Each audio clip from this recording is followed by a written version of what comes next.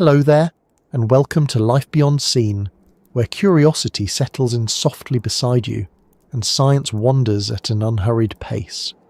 Tonight we're taking a slow journey into a world most people never think about, even though it has existed longer than any map, any city, or any bedtime story. It's a place hidden far beneath the coldest regions of our planet, a place where rivers flow without sunlight, where water moves through darkness under pressures most of us can't picture, and where the landscape is sealed off by ice thicker than skyscrapers are tall. These are the hidden rivers beneath the polar ice, and although we know they're there, reaching them, truly reaching them, is something that remains just out of our grasp. Before we wander into that quiet, frozen realm, I'd love to know something. Where are you listening from tonight? Are you wrapped under a blanket? Are you still finishing your day? Or maybe preparing to drift into sleep? Whatever your moment looks like, it's a gentle thought to imagine you and I sharing this small stretch of time together, while somewhere on Earth, far north or far south, ice older than human civilization presses down on silent currents flowing in the dark. If you find comfort in these slow explorations, or if you simply enjoy ending your day with a side of wonder, I'd be grateful if you gave this video a like, or subscribed, or perhaps shared it with someone who could use a bit of calm. It helps this quiet corner grow and lets others find the same peaceful pause you're settling into right now. So take a breath, let your thoughts slow down a little, and let's begin. There's no rush. These hidden rivers have been waiting for thousands of years, and they'll still be there long after we finish this story. What makes them so mysterious isn't just that they're out of sight, it's that they exist in conditions that seem almost contradictory. Water under ice should freeze, especially under ice that is impossibly thick. Yet somehow these rivers keep moving. They carve channels, feed hidden lakes, and influence the world above them in ways we're only beginning to understand. The more we learn, the more it becomes clear that these rivers are not simply trapped features of a frozen world. They're active, dynamic systems that hold clues about climate, geology, life, and Earth's deep history. But they are also out of reach, protected by miles of ice so cold and so heavy that they shut out nearly all attempts to descend through them. To understand why we can't reach these rivers, it helps to know first just how layered and stubborn the landscape above them is. The ice sheets covering Antarctica and Greenland aren't like frozen ponds or winter lakes. They're entire continents of ice, built up snowflake by snowflake year after year, until the weight of all that frozen mass presses downward with astonishing force. At the thickest points, the ice can reach more than 3 kilometers deep. When you think about that depth, consider that it's equivalent to stacking the tallest buildings on Earth on top of each other. And at the bottom of that unimaginable stack lies water, flowing in narrow, dark channels. These rivers do not sit still. They move beneath ice that weighs down on them with millions of tons of pressure. They shift as the ice above them flows. They swell and drain and sometimes vanish into the unseen bedrock below. They're not quiet or frozen in time. They live in their own strange rhythm, responding to forces too huge to fit comfortably in our everyday imagination. And yet, for all that movement, they remain separated from us by conditions that are far from welcoming. Getting to them isn't simply a matter of drilling straight down. The ice itself behaves more like a slow-moving ocean than a solid surface. It flows, it bends, it fractures unpredictably. Temperatures fluctuate in ways that make equipment malfunction. Even the act of drilling can change the environment being studied. Heat introduced by the machinery can alter the ice, contaminate the water, or close the borehole as fast as it opens. Every attempt to reach those hidden places must be planned with almost surgical precision, and even then, success is never guaranteed. But that's just part of the challenge. Another lies in the sheer remoteness of these regions. The poles are some of the harshest places on Earth to work. Imagine trying to build a scientific base on a surface that never stops shifting, in temperatures that can snap metal, with winds strong enough to erase footprints in seconds. Every shipment of equipment, every gallon of fuel, Every piece of insulation must be brought in at enormous cost, often only during a narrow window of favourable weather that might last a few weeks. And once researchers are there, they're surrounded by conditions that demand constant attention. The cold can empty batteries faster than they can be charged. The isolation means that if something breaks, you fix it yourself with whatever you have. And the ice beneath your feet is not stable. It flows, it cracks, it hides crevasses deep enough to swallow entire vehicles. For most of human history, we didn't even know these rivers existed. We thought the ice sheet sat directly on bedrock, perhaps cold and unmoving. But as technology improved, especially radar systems capable of penetrating ice, new pictures began to emerge. They revealed lakes, channels, basins and branching waterways running like veins across a world no one had ever seen. Some of these rivers stretch for hundreds of kilometres. Some drain into hidden lakes beneath the surface. Others disappear into the deep pathways carved by the slow scraping motion of glaciers. Their existence reshaped how scientists understand the entire polar system, but seeing them from above is not the same as touching them, sampling them, or exploring them directly. That's where the real difficulty begins. Water beneath the ice is heavily pressurized, close to freezing but still flowing. If a drill pierces a pocket of this water, the sudden release of pressure can cause the borehole to collapse or explode outward. If a drill warms the surrounding ice too much, the meltwater freezes again around the machinery, trapping it permanently. If equipment is lowered into the water, the extreme cold can cause electronics to fail in minutes. And even if all that is solved, there's another essential issue to consider: contamination. These hidden environments have been sealed off for millions of years. Introducing modern microbes, chemicals, or even microscopic debris could irreversibly change them. So any attempt to reach these rivers must be almost impossibly clean. Tools must be sterilized carefully, sometimes with methods more rigorous than those used in spacecraft assembly. Even when teams spend years planning for every variable, the ice has a way of reminding us that it's not easily persuaded. Boreholes can refreeze, equipment can be lost, water pressure can surge unpredictably.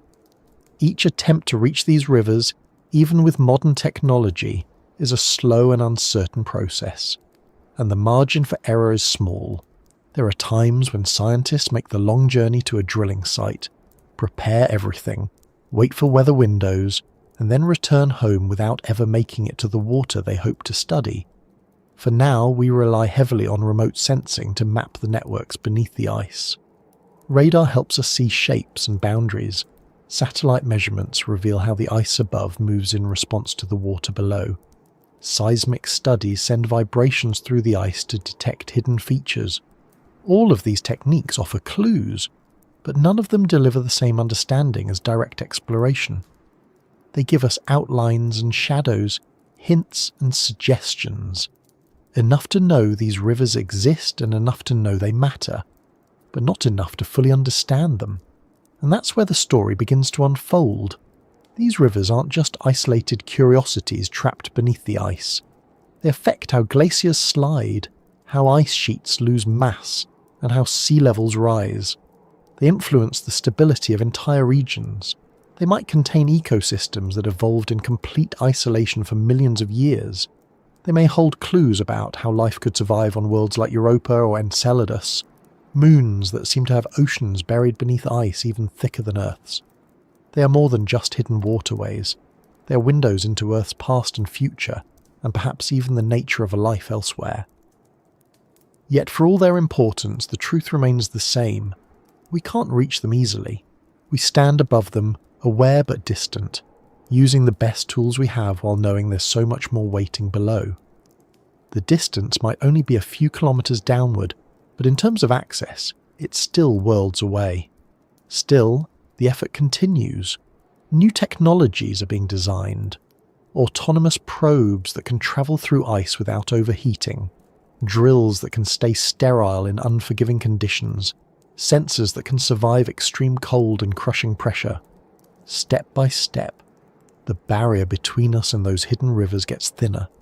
For now, though, As we begin this long exploration tonight, all we can do is look down in imagination and consider the strange, dim world waiting beneath the ice. A world shaped by pressure and darkness, untouched by human hands, moving in its own slow way beneath a frozen realm that keeps it sealed from view. And as we start to follow that path more closely, there's something surprisingly soothing about how distant it still is, like a secret kept by the planet itself. This is where our journey begins, near the surface but just on the edge of a world we're only beginning to uncover, a place where the first hints of cold, depth, and hidden movement are waiting to be traced deeper and deeper into the frozen ground. From here, the story simply continues forward, moving gently toward the vast and stubborn landscape that sits above those rivers, the frozen roof of the world that shields everything below it from sight. Just let your thoughts settle as we drift into that part of the story next. The ice above these rivers is its own strange world, and understanding it brings us closer to the hidden flow beneath it. When you start to picture the immense expanse of polar ice, it's easy to imagine a simple frozen sheet stretching across a landscape, something flat, white, and uncomplicated. But the ice covering the poles is nothing like the thin layers most of us have walked across in winter. It isn't quiet in the way we expect, and it isn't still in the way we might assume. Instead, it's more like a slow, heavy ocean, made not of water, but of frozen layers stacked so deeply that the scale of it becomes difficult to take in at first. This frozen mass forms a kind of roof over the hidden world below, and everything happening under it is shaped by the weight, the cold, and the movement of that enormous body of ice. Even if you've seen photographs or documentaries showing endless white fields, they only hint at what's really there. The ice sheets of Antarctica and Greenland aren't surfaces you can casually walk across without thinking.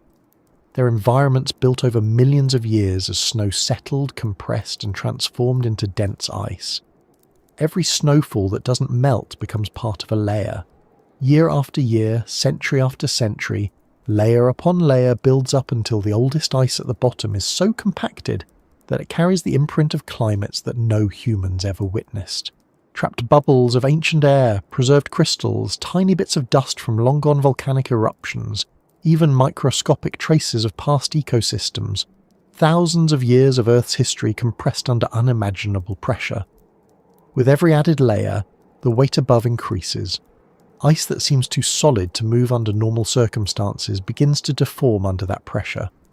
It flows outward and downward, reshaping itself constantly, even if the movement is too slow for a casual observer to detect. The entire sheet, kilometers thick, is always on the move. Some sections push toward the coast, others sink into deeper basins, and the deepest parts are drawn toward areas where the bedrock dips or tilts. The ice flows, stretches, twists, and compresses in ways that change from year to year and century to century. Because of that movement, the surface can be full of hidden dangers. Crevasses form where the ice is pulled apart, some narrow and others wide enough to swallow whole vehicles.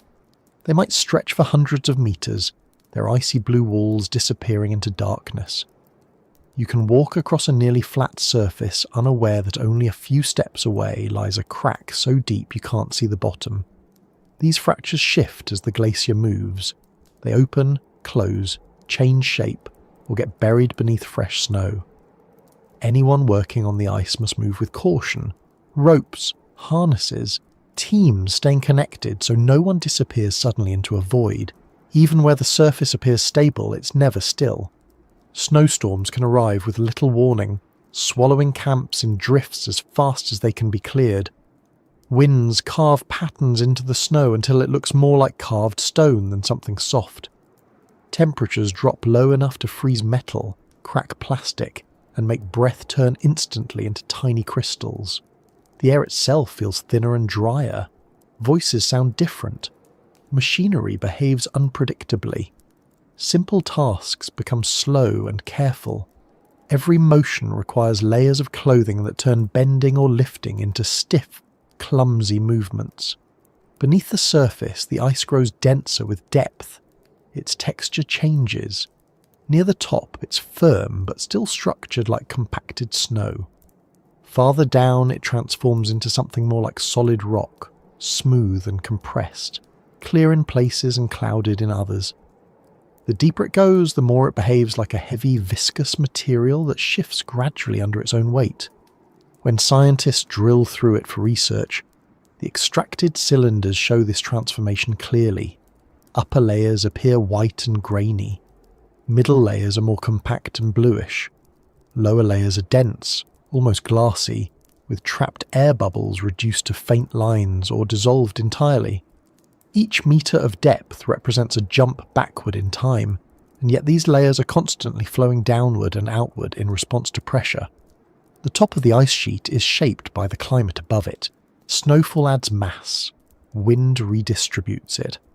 Sunlight may create shallow melt ponds in certain regions during the short summer months. But these features rarely reach deep because most of the surface remains far below freezing throughout the year. Even the sunniest days can't penetrate more than a thin surface layer. The deeper parts of the ice stay cold with a consistency that is almost absolute.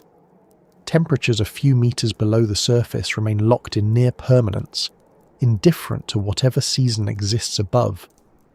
This roof of ice also has its own internal plumbing. Meltwater generated at the surface can sometimes disappear into cracks, flowing downward along channels until it refreezes. When enough water gathers, it can lubricate the ice sheet's base, helping it slide more easily. Sometimes the water doesn't reach the bottom at all, and instead becomes trapped midway, creating pockets that shift pressure around them. Even when the surface looks calm, there are rivers and tunnels of meltwater forming and refreezing above the deeper layers. These pathways shift constantly, depending on temperature, storm patterns, and the terrain hidden underneath. As temperatures rise around the world, the dynamics of this frozen roof begin to change faster than they did in the past. Surface melt increases in some regions, creating more water that tries to find its way downward through cracks. Ice shelves, floating extensions of the continental ice, fracture more easily when water works its way into surface crevasses and forces them wider. The flow rates of glaciers accelerate in some places. In others, the balance shifts and new surface patterns appear as the ice tries to adjust to changing conditions. The roof is not static. It is continually reshaped by climate, by gravity, by the internal pressure of its own mass. The size of the ice sheets is one of the central reasons the hidden rivers below remain out of reach. Drilling through thin ice is straightforward by comparison. The thickest parts of the Antarctic ice sheet exceed 3 kilometers. That depth is greater than some mountain ranges at all. Drilling equipment must remain functional throughout the entire descent. Fuel must be transported across long distances to power the machinery. Teams must maintain the drilling operation for weeks or months in conditions where even keeping warm is a full-time challenge. And all of this must happen while ensuring the hole doesn't collapse, freeze shut, or contaminate what lies beneath. At such depths, ice behaves in ways that challenge engineering assumptions. The pressure from above causes the walls of any drilled path to creep inward. Even when hot water drilling is used, where a jet of heated water melts a hole downward, the surrounding ice begins refreezing almost immediately once the drill is withdrawn. Keeping the borehole open requires constant circulation of warm water. If the system stops, even briefly, the passage begins to seal. Imagine trying to hold a tunnel open in something that wants nothing more than to close around it. That's the kind of environment researchers face. Temperature differences within the ice sheet also create gradients that affect drilling.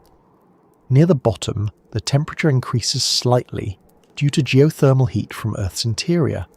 Even a few degrees of warmth can change how ice behaves.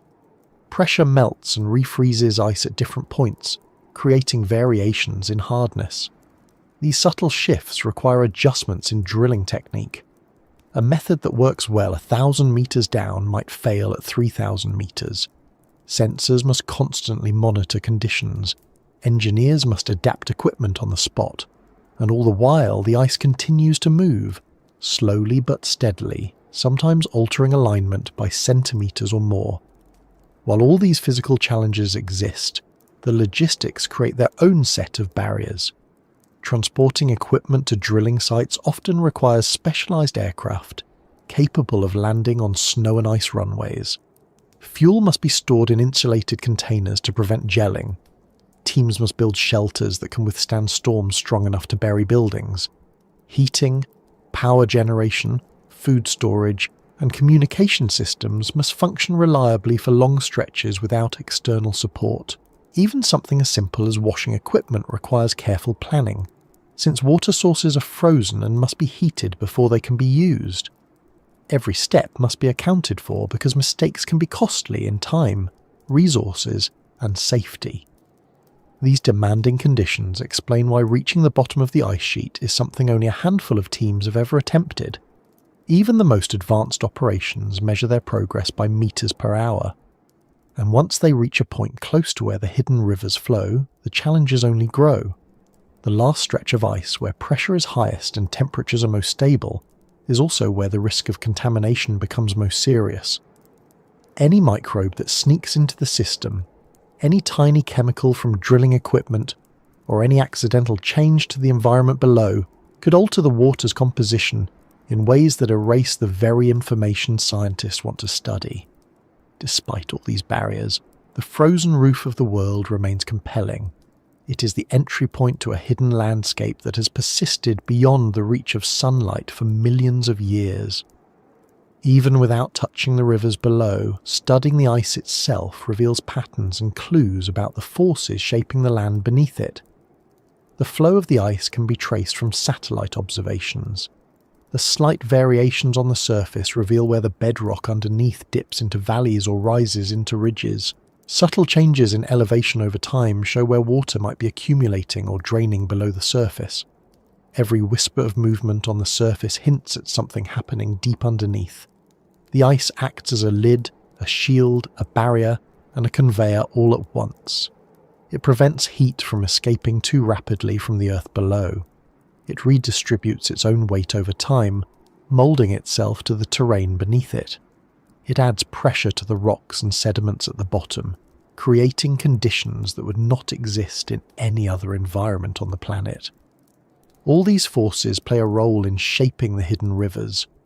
The ice pushes down, the water moves around obstacles, and the entire system adjusts in slow, powerful motions that continue day and night.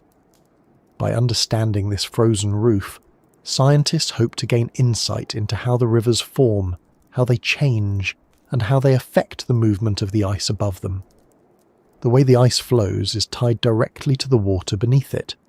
In some areas, water acts as a lubricant, allowing glaciers to slide more easily.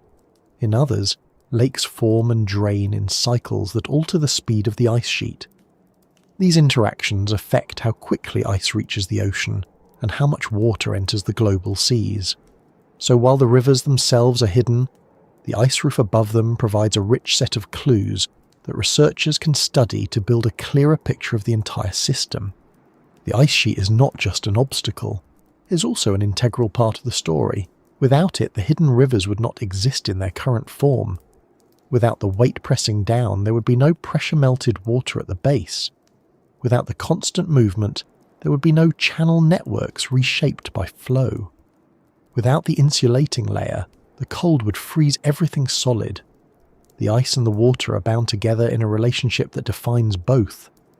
As we continue this journey downward, imagining what lies beneath the layers, the frozen roof becomes a necessary part of the path. It's the boundary between what we can study firsthand and what remains inaccessible for now. And through understanding this boundary, we get one step closer to the strange and active world that lies below it, where rivers run in complete darkness under pressure that would crush most equipment in moments. From here, the story moves steadily toward those unseen currents themselves, to explore what flows under all that weight, how it stays liquid, and why it continues to move through depths that seem too cold and too ancient to allow such things. The world beneath the vast polar ice sheets is unlike anything on the surface. Once you move past the heavy layers of compressed snow, the creaking ice, and the shifting fractures above, you reach a depth where sunlight has never entered, not even in the faintest, most diluted form. It's a place where darkness isn't just the absence of light, but a constant, unchanging state. The hidden rivers that move through this deep region exist entirely without illumination. They don't glint, shimmer, or sparkle the way rivers on the surface do. Nothing in their environment reflects anything because there is nothing to reflect.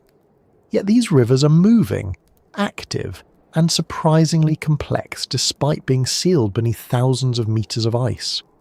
When most people imagine water trapped under such extreme cold, the instinctive assumption is that it should be frozen solid. After all, this is the base of ice sheets that hold temperatures far below anything the warmest summer day could overcome. But the deeper you go beneath those layers, the more surprising the environment becomes. Instead of a solid bed of ice resting on rock, many regions hold channels where water flows in networks across the landscape. These rivers snake their way along valleys, around ridges, and through basins that have existed longer than any known civilization. They form pathways that drain meltwater from the bottom of the ice sheet, collecting into lakes or dispersing across sediment, reshaping the land beneath in ways that no one can see directly. Although these rivers are described as flowing doesn't always mean what it does on the surface. Some of these waterways move slowly, creeping along in thin films only millimeters thick. Others move more like conventional rivers, with speeds influenced by the shape of the bedrock, the slope of the terrain, and the amount of meltwater feeding them. A few may surge when pressure builds behind natural barriers, releasing their stored water in sudden bursts. These changes can cause the ice above to shift, rise slightly, or sink, providing one of the few indirect clues that something dynamic is happening far below. To understand why these rivers exist at all, it helps to consider the environment at the bottom of the ice sheet. The pressure here is immense. Every layer of snow that has fallen over tens of thousands of years adds weight to the layers below. By the time this weight reaches the base, it becomes strong enough to press the ice into a state that lowers its melting point.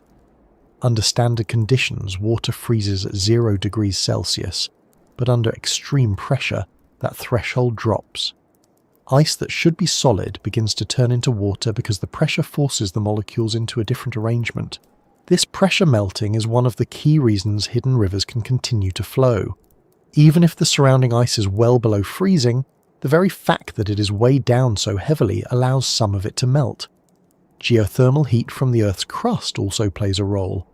Even though the heat from the planet's interior is faint, it's enough to raise the temperature at the base of the ice sheet by a few degrees, which can be the difference between solid ice and liquid water in a high-pressure environment. These two forces, pressure and geothermal heating, create pockets where water forms, gathers, and eventually begins to move. Once water begins to flow, it shapes the bedrock below. It carves small channels that widen over time. It picks up sediments, minerals, and tiny particles that help deepen the pathway. The water may flow along smooth rock surfaces or weave through thick layers of sediment left behind from past geological eras. These rivers can connect to larger lakes, some of which span dozens of kilometers. They can feed networks that extend across entire regions beneath the ice. The environment becomes a kind of hidden drainage system that responds to cycles of melting, freezing, and shifting as the ice sheet moves above it. However, the darkness in which these rivers exist is not simply a lack of light. It defines how everything happens there. Without sunlight, there is no direct source of heat, energy, or photosynthesis. The temperatures remain consistently cold, hovering near the melting point but rarely rising above it. The water moves quietly, shaped mainly by forces from the ice above and the rock below. There is no surface weather, no storms, no seasonal fluctuations beyond what percolates through from above. The conditions remain steady through long stretches of time, changing only when the larger ice sheet shifts or when geological heat fluctuates. It's easy to imagine such an environment as barren, completely empty, and devoid of anything interesting beyond cold water and cold rock. but scientists have good reasons to believe these rivers may contain far more than just water. Even though they are cut off from the surface world, they might hold sediments, organic material, and even microbial life that adapted to survive without sunlight. These organisms, if they exist, would rely on chemical energy rather than light, drawing sustenance from minerals in the bedrock or from compounds carried by the meltwater. Such ecosystems, if confirmed, would challenge assumptions about where life can survive on Earth, and they would provide important clues about how life might develop on icy worlds elsewhere in the solar system. But even without considering life, the physical movement of these rivers has a significant role in the dynamics of the ice sheet above. Water acts as a lubricant. When enough of it gathers in certain regions, it can reduce friction between the ice and the bedrock, allowing the ice sheet to slide more easily. This can accelerate glacier movement toward the ocean. In some cases, it can cause sudden shifts in flow that are noticeable from satellites. When a hidden river drains a subglacial lake, the ice above might sink by a meter or more as the support beneath it changes. These shifts offer one of the few opportunities researchers have to track the behaviour of the unseen rivers below, serving almost like ripples on a surface that reveal what's happening underneath. Although the existence of these rivers is now well accepted, the details of how they behave remain uncertain. Every river system beneath the ice is shaped by unique factors: the topography of the bedrock, the thickness of the ice above, the amount of geothermal heat, and the history of the region's climate.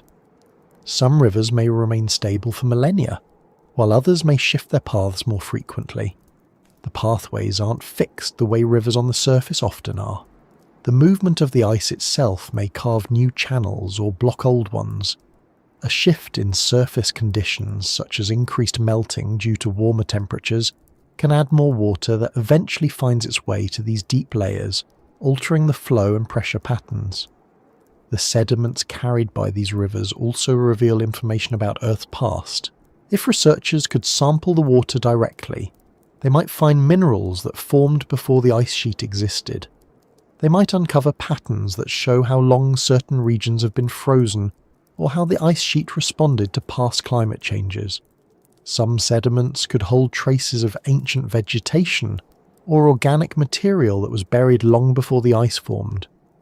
These clues could help scientists understand not just the present-day behaviour of the ice sheet, but the geological and environmental history of the continent beneath it. Of course, accessing that information is the challenge. The rivers exist in a zone that is extremely difficult to reach. Even if scientists were able to drill all the way to the bottom, they would need to sample the water in a way that doesn't introduce modern contamination. Once the drill enters the water layer, the pressure may force the water upward, potentially altering the environment being studied. Equipment lowered into the river may freeze, malfunction, or become trapped. And even if a sample is successfully retrieved, it must be stored carefully to preserve its chemical structure and biological integrity. These obstacles mean that while scientists know much more about the rivers than they did a few decades ago, direct evidence remains limited.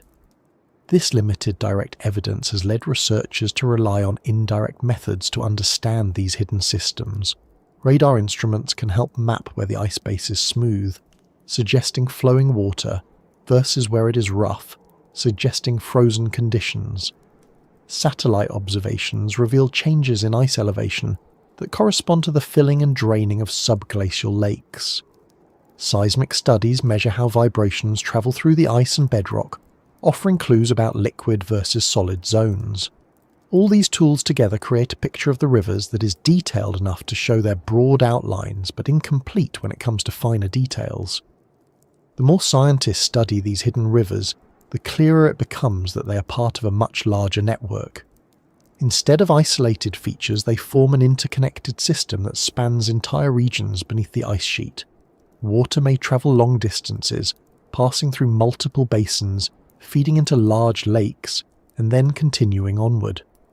Some of the largest subglacial lakes, such as Lake Vostok in Antarctica, hold enough water to rival major surface lakes.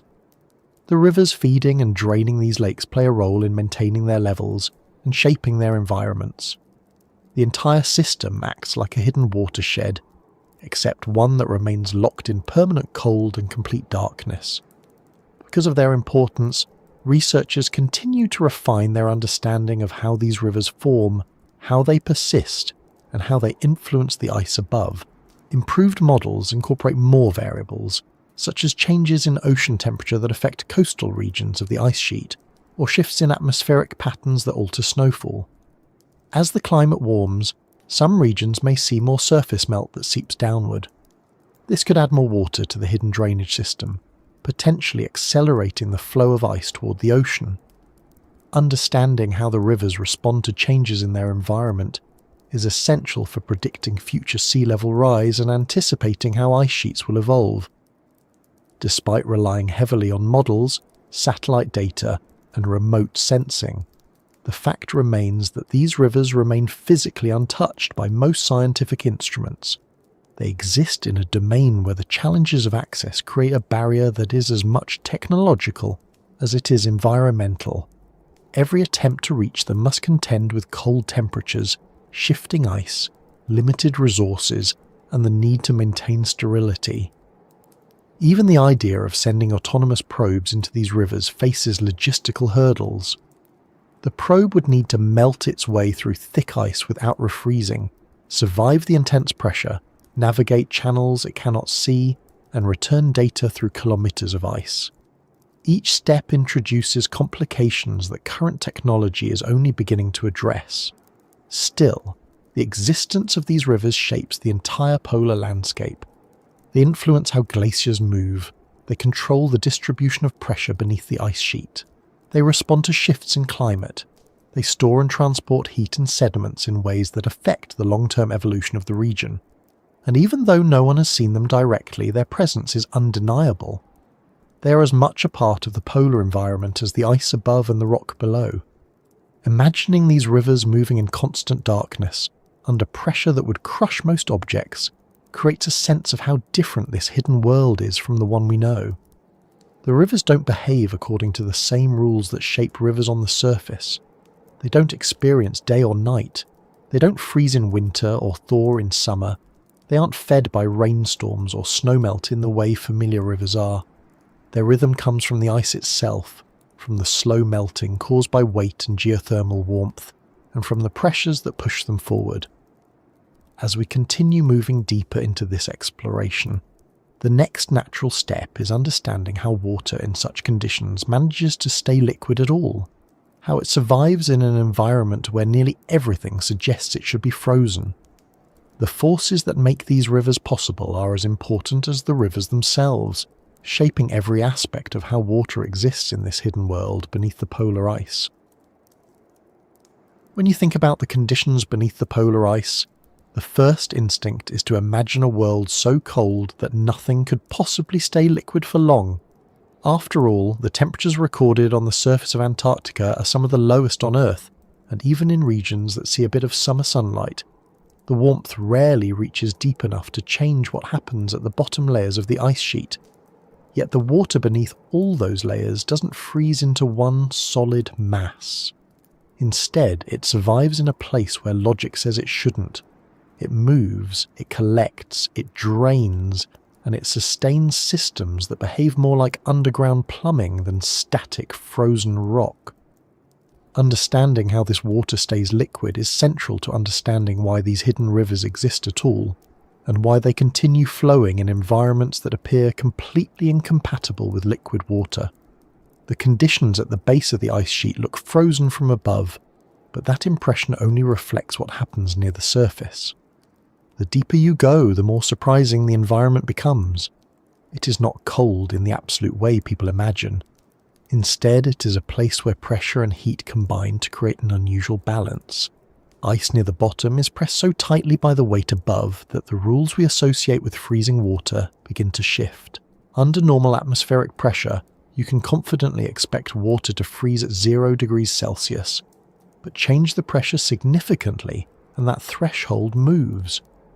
Compress the ice with millions of tons of weight, and the point at which water freezes drops low enough to keep some of it in a liquid state, even though the temperatures remain below 0. This effect is called pressure melting, and it is not just a theoretical concept. It is a practical, observable phenomenon that plays a significant role in glacial movement worldwide. You can see a smaller version of it when ice skaters glide across a rink. The blades of the skates press down with enough force to momentarily melt a thin film of water beneath them, allowing the skater to slide. Under the polar ice sheets, this same idea occurs on a massive scale. The pressure from kilometres of ice creates a zone at the bottom, where melting can occur naturally, even in the absence of sunlight or external heat. The temperature of the ice remains below freezing, but because the pressure is so intense, the ice at the base begins to melt anyway. The melt that forms at this depth gathers into thin layers. Some of it forms films that lubricate the interface between the ice and the bedrock. Some of it collects in depressions created by uneven terrain, and some of it begins travelling along pathways that ultimately become the hidden rivers flowing in darkness. This water doesn't form because the environment is warm. It forms because the ice above exerts a force strong enough to push it past the typical limits of freezing. The environment does not care much about what seems logical on the surface. It operates according to the physics at the depth where the water exists. Geothermal energy adds another crucial factor. Even though geothermal heat is generally weak compared to surface heat sources, it rises steadily from the Earth's interior. Rock absorbs heat slowly and holds it well. When that warmth meets the base of the ice sheet, it transfers upward, bringing the temperature closer to the melting point. Even a change of 1 or 2 degrees can influence the balance between solid ice and liquid water. Because the ice above is so thick, the heat doesn't dissipate easily. Instead, it creates small pockets where melting persists with surprising stability. Over time, these pockets connect, forming channels and pathways that contribute to the hidden drainage system beneath the ice. This geothermal effect varies depending on the underlying rock structure. Some regions have slightly higher geothermal activity than others due to differences in crust thickness or the presence of faults. These warmer areas are more likely to host active rivers or larger subglacial lakes. In places where the geothermal flow is somewhat weaker, the water may form more slowly, but the pressure melting still ensures that some liquid remains. Together, pressure and geothermal heat maintain an environment where water can exist without freezing into solid ice, even though it is surrounded by one of the coldest regions on the planet. The terrain beneath the ice plays just as significant a role in the survival of this water. The bedrock is far from smooth. It includes valleys carved by ancient glaciers, ridges left behind by mountains long eroded, basins formed by tectonic movements, and broad plains covered with layers of sediment deposited before the first ice sheets formed. The water that melts at the base flows into these features. It collects in the low points and finds pathways along sloped surfaces. The roughness of the terrain creates natural channels that guide the direction and speed of the water. Where the bedrock dips deeply, larger lakes may form. Where it rises sharply, the water may pool or get forced into narrower channels. The landscape under the ice is as influential as the ice above when it comes to determining how the water moves. Another important factor is the insulation provided by the ice itself. While the ice appears cold and exposed on the surface, its mass acts as a thermal buffer. It insulates the base from the extreme temperature swings happening above. Even when surface temperatures drop dramatically, that cold doesn't reach the bottom layers easily. The base remains more stable, affected mostly by the geothermal heat from below rather than the seasonal temperature changes above. This stability helps maintain conditions favourable to liquid water. It means the water doesn't freeze instantly even when the surface experiences intense cold. The movement of the ice sheet also contributes to the presence of liquid water. Ice constantly flows under its own weight, slowly shifting across the landscape. This movement generates friction between the ice and the bedrock. Although the friction is low in absolute terms, the enormous scale of the ice sheet means the cumulative effect can generate additional heat.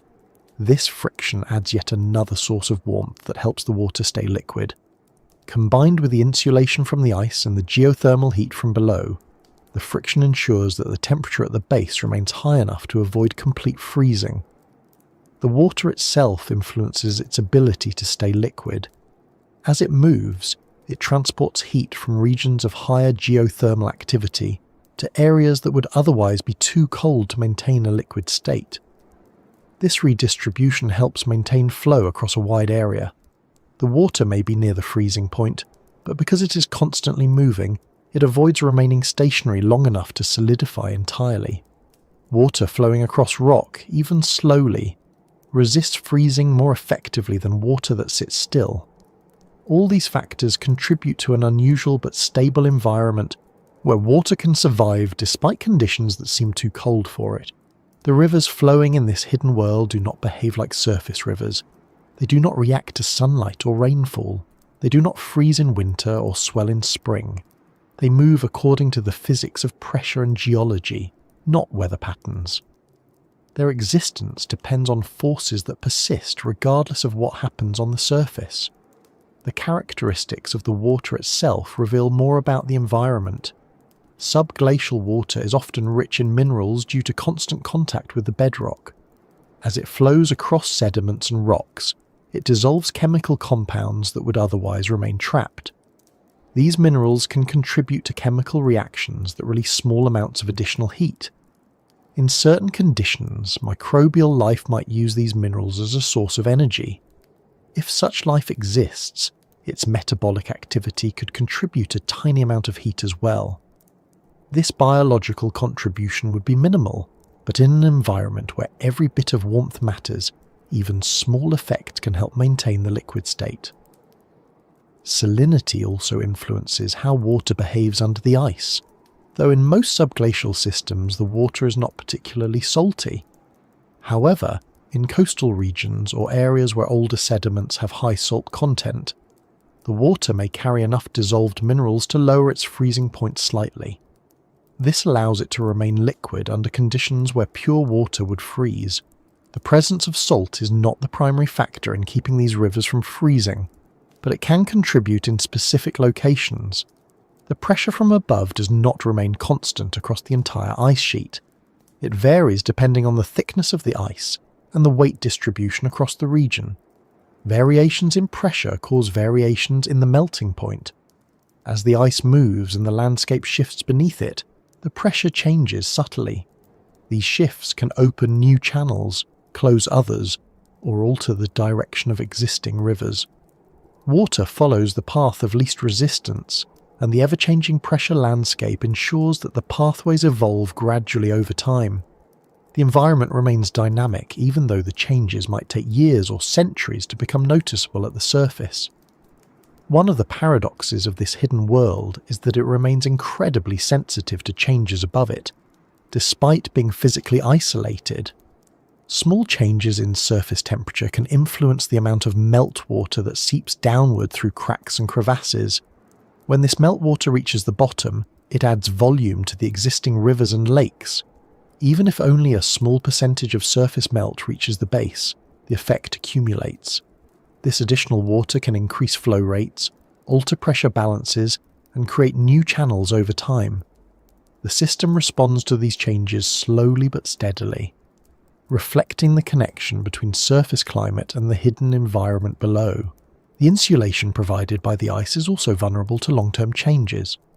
As the ice thins in some regions due to melting at the margins or increased surface melt, the insulation decreases slightly. This can affect the geothermal balance at the base. If the ice thins enough, the pressure melting effect weakens. The temperature at the base may shift toward freezing more easily. These subtle changes can influence whether water remains liquid or freezes in certain pockets. Over long periods, such shifts could reshape the drainage system beneath the ice entirely.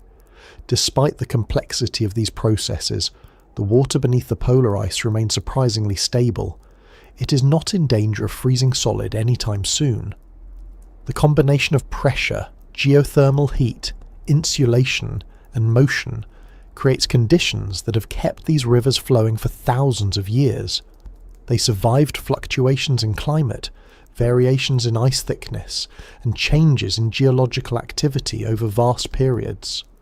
The environment might shift gradually, but the forces that maintain liquid water at the base of the ice sheet are strong and persistent.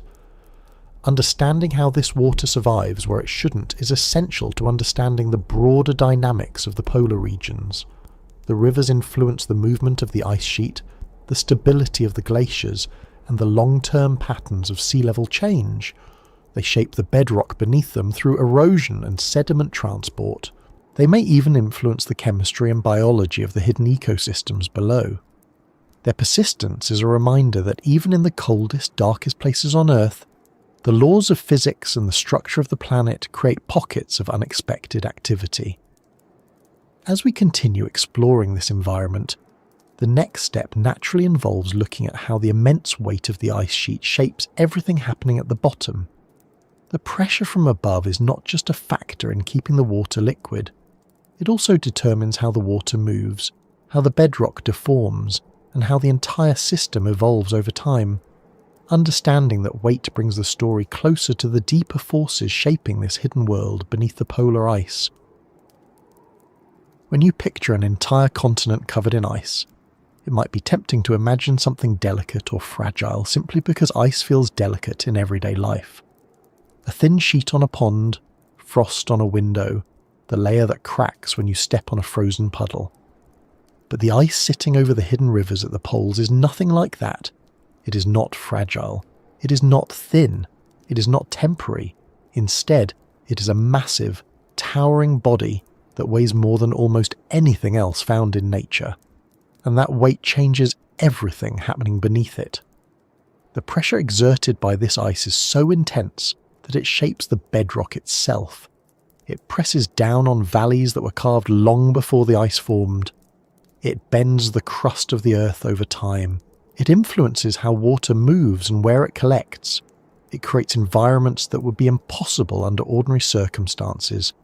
To understand why the hidden rivers flow the way they do, why they stay liquid, why they change shape, and why they remain so difficult to reach, you have to understand the immense force created by the weight of this frozen mass above them.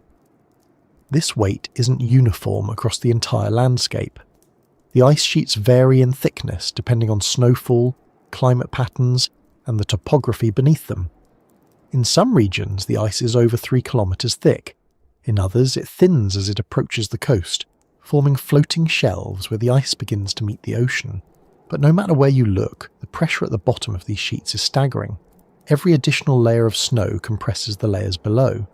Eventually, this compaction creates a dense, heavy material that behaves differently from ordinary ice.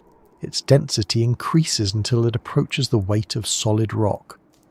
When this mass settles into place, it transmits its force downward into everything beneath it. To understand the scale of this pressure, imagine placing a skyscraper on top of a single square meter of ground. Now imagine stacking several skyscrapers on that same spot. The pressure from the ice sheet is even greater than that in many places. It presses downward with a force that constantly reshapes the land beneath it. Over long periods, it can cause depressions in the bedrock where the crust slowly bends under the weight. These depressions can reach hundreds of meters deep, altering the flow of water and the patterns of movement beneath the surface. This downward force also affects the ice itself. As the weight builds, the ice becomes more flexible, not in the way rubber bends, but in the way extremely slow, dense materials deform over long periods. Ice under such pressure doesn't stay rigid. It behaves like a very slow-moving, thick fluid. The ice flows outward from the centre of the sheet toward the edges, driven by gravity. This movement resembles the flow of honey, except on a scale that spans hundreds of kilometres and moves so slowly that you could watch it for an hour without noticing any change. Over years and decades, however, the movement becomes undeniable. The ice stretches, compresses, shears, and slides in response to the forces acting on it. This constant motion means the pressure at the base is never completely stable. As the ice flows, it drags its weight across the landscape, redistributing the force on different areas of the bedrock. In some places, the ice presses harder, increasing the melting point shift. In others, the pressure eases slightly, allowing areas to refreeze. This dynamic balance helps determine where water can persist and how it moves. The hidden rivers respond to these gradual shifts by adjusting their pathways, either carving deeper channels or finding new routes through the sediment and rock. The weight also affects how heat moves through the system. The ice acts as a massive insulator, trapping geothermal heat rising from the Earth's crust. This heat would normally dissipate more quickly if not for the insulating effect of the thick ice. But because the heat remains trapped, it contributes to melting at the base. The pressure ensures that the melting point is lower than it would be on the surface, so even small amounts of geothermal warmth become significant. The combination of insulation and pressure creates a delicate but persistent environment where liquid water can remain stable despite the cold above. This stability does not mean the environment is uniform. In fact, the variations in thickness and weight across the ice sheet create a patchwork of conditions at the base. Some areas experience constant pressure melting, maintaining continuous water flow. Others may freeze intermittently as the balance shifts. The hidden rivers are not straight channels carved long ago and preserved unchanged. They are dynamic systems influenced by the constant tug-of-war between pressure, temperature, and the movement of the ice above. These forces act together to create rivers that shift slowly over time, adjusting to new conditions as the ice evolves. The weight of the ice also creates friction against the bedrock. As the ice moves, the bottom layers rub against the rock surface. This friction may seem insignificant given how slowly the ice moves, but the sheer mass involved ensures that even this slow movement generates heat. This frictional heat adds to the geothermal warmth and pressure melting already occurring at the base. In certain regions, the friction becomes a primary contributor to the presence of liquid water. In others, it simply helps maintain the temperature balance. Either way, the friction produced by the ice movement under its own weight plays a role in sustaining the hidden rivers. In addition to generating heat, the movement of the ice sheet can affect the distribution of stress across the bed.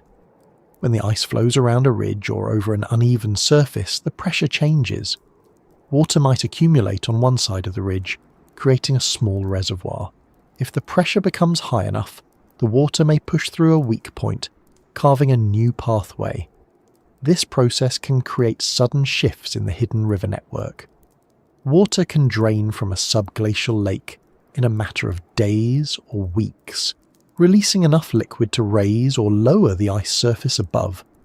These changes can be detected by satellites, providing one of the few direct signs of activity in the hidden world beneath the ice. The immense weight also compresses the sediments beneath the bedrock. These sediments may have accumulated long before the ice sheet formed. As the ice presses down, it compacts the sediments, reducing the spaces between the particles. This compaction can influence how water moves through the sediments. In some cases, the water flows more easily through compacted layers. In others, the sediments become so dense that water cannot pass through them at all, causing it to divert into different routes. These variations create a complex system of permeability that determines where water collects, how it drains, and how it interacts with the bedrock. The pressure from above shapes not only the physical environment but also the chemical environment. When water flows under high pressure, it interacts with minerals in the bedrock differently than it would on the surface.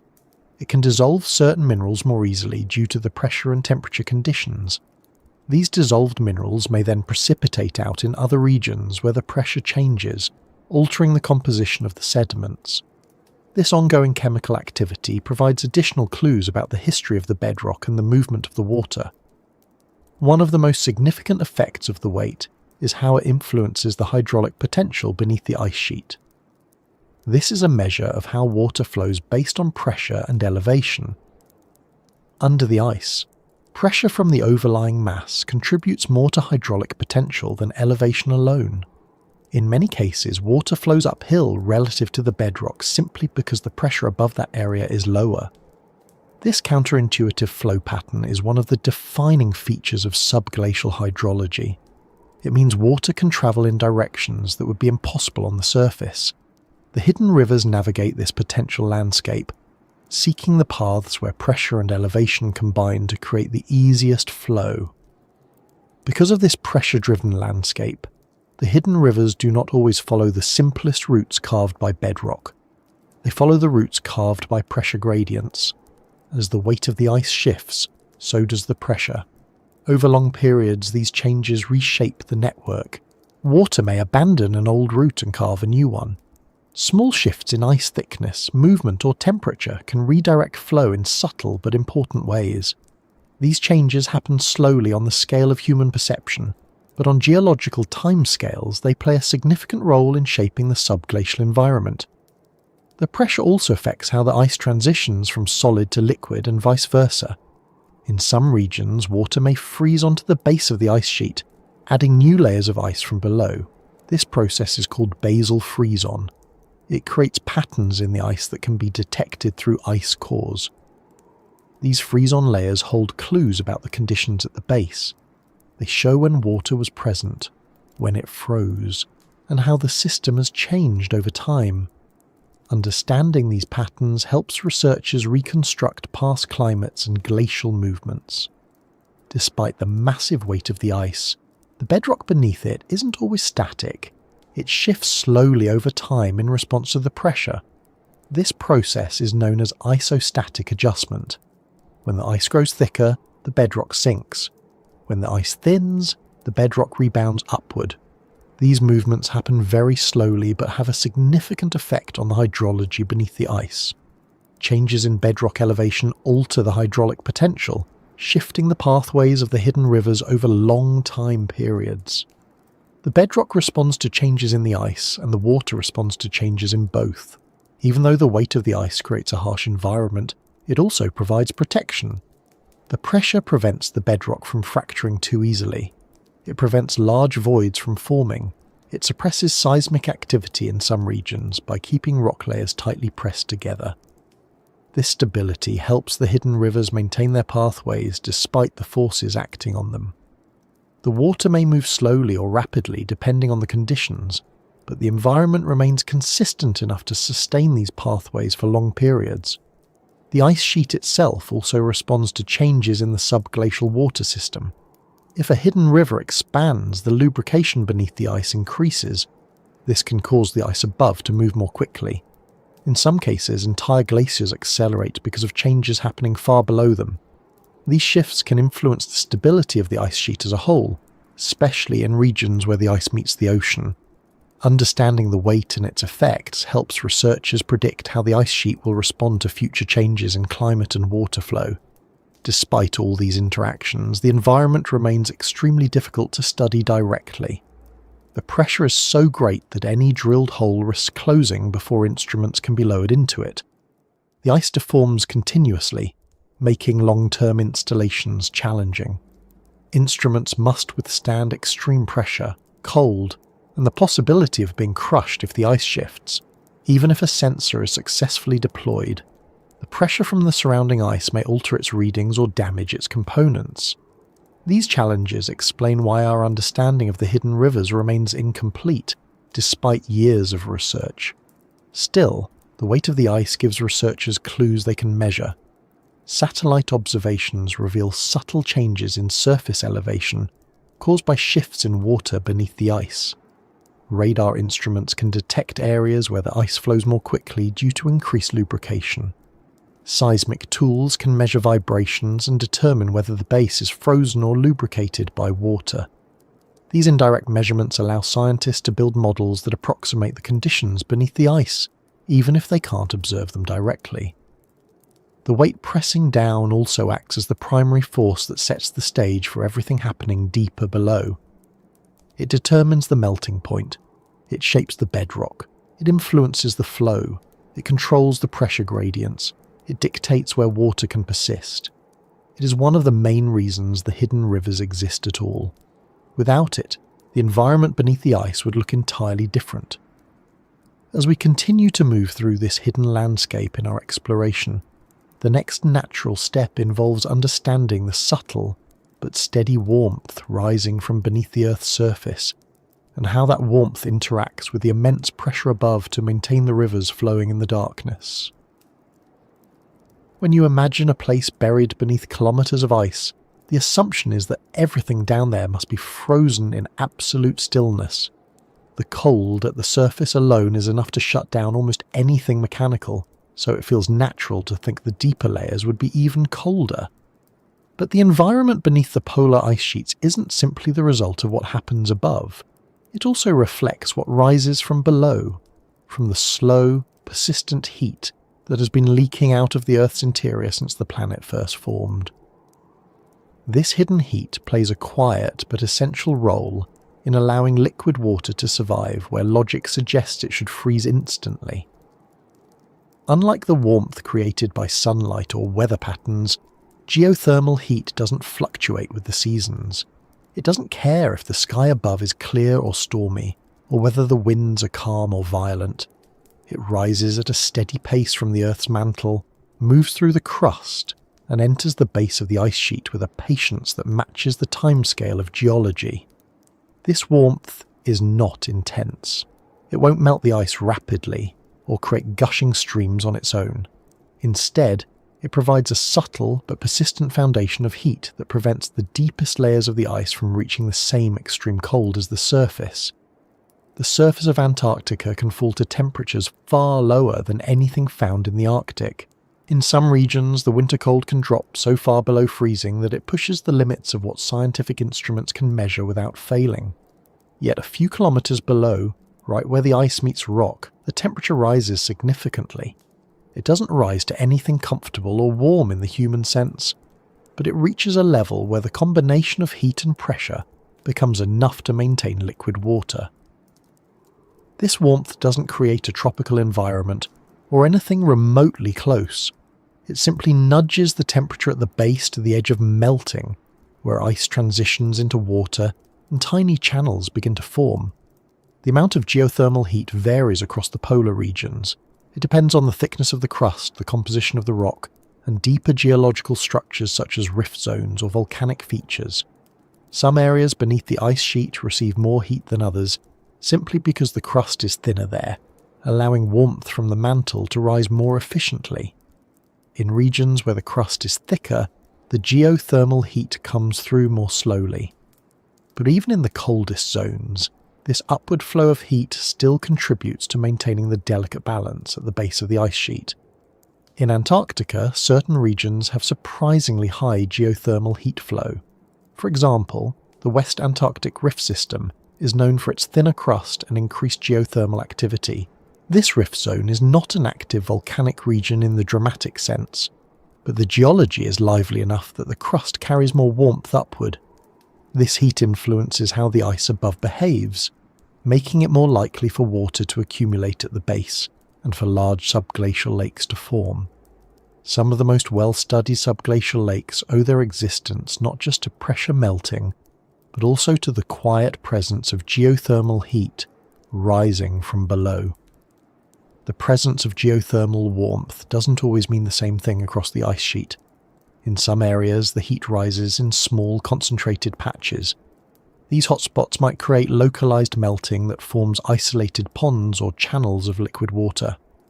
In other areas, the heat is more evenly distributed, contributing to broader regions of basal melting.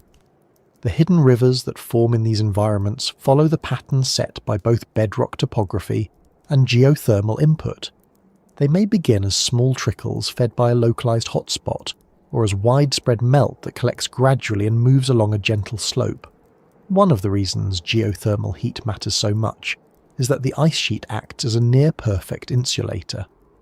Although the ice above is cold, the sheer thickness of it prevents heat from escaping quickly.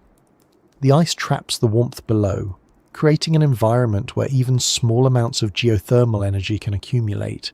If the ice were thinner, the heat would dissipate toward the surface more easily. But with kilometers of frozen mass sitting on top, the heat has nowhere to go except into the bottom layers of the ice sheet. This insulation effect makes the basal temperature surprisingly stable. While the surface of the ice sheet might shift wildly between seasons, the base remains relatively steady. The variations in geothermal heat flow are more significant than any seasonal temperature changes from the surface. This means that the environment supporting the hidden rivers is shaped far more by the Earth's interior than by the atmosphere above. The heat rising from below affects the structure of the ice in several ways. First, it determines how close the ice base is to the melting point. In regions where geothermal heat is stronger, the basal ice may be at or near melting throughout the year. In places with lower heat flow, the ice might remain frozen to the bedrock. Even small differences in heat can shift a region from frozen to melting, altering how water moves and where rivers can form. Second, the geothermal heat influences the strength and character of the bedrock. Rock that receives consistent heat from below may undergo slight temperature-driven changes that affect how easily it erodes. Softer or fractured rocks interact differently with the flowing water. They may contribute more sediments to the water, shaping the riverbed and influencing where the water can carve deeper channels. The heat itself is not evenly distributed across the continent. Measurements taken from boreholes drilled through the ice show a range of geothermal values. Some areas might have as much as several hundred milliwatts per square metre of heat flow, while others have far less.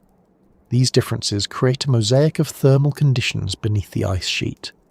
Each region develops its own pattern of water flow, depending on how much geothermal warmth it receives. In locations where the geothermal heat is relatively high, the result can be persistent melting and stable channels of flowing water. These regions can host large subglacial lakes that remain liquid year-round. The water in these lakes may circulate slowly, fed by meltwater from the surrounding ice, and drained by the hidden rivers leading out of them. In regions with lower heat flow, the water may freeze more easily, creating frozen patches where the drainage system becomes intermittent or fragmented. Despite these variations, geothermal heat alone rarely melts the ice rapidly. It works gradually, balancing against the cold from above and the pressure from the ice. This balance creates a narrow temperature window where liquid water can survive. If the geothermal heat were significantly higher in certain regions, it could lead to more dramatic melting, but the insulating effect of the ice moderates the temperature. The ice sheet absorbs any excess heat, distributing it across the lower layers and preventing sudden changes. One of the most interesting aspects of geothermal heat beneath the ice is how it interacts with pressure. The pressure from the ice sheet lowers the melting point, allowing water to form even when the temperature remains below 0 degrees Celsius. Geothermal heat pushes the temperature upward. Together, these forces create an environment where water can exist at temperatures well below what most people would consider normal for liquid water. This combination explains how hidden rivers can flow under the ice without freezing solid. The geological context of Antarctica contributes heavily to this situation.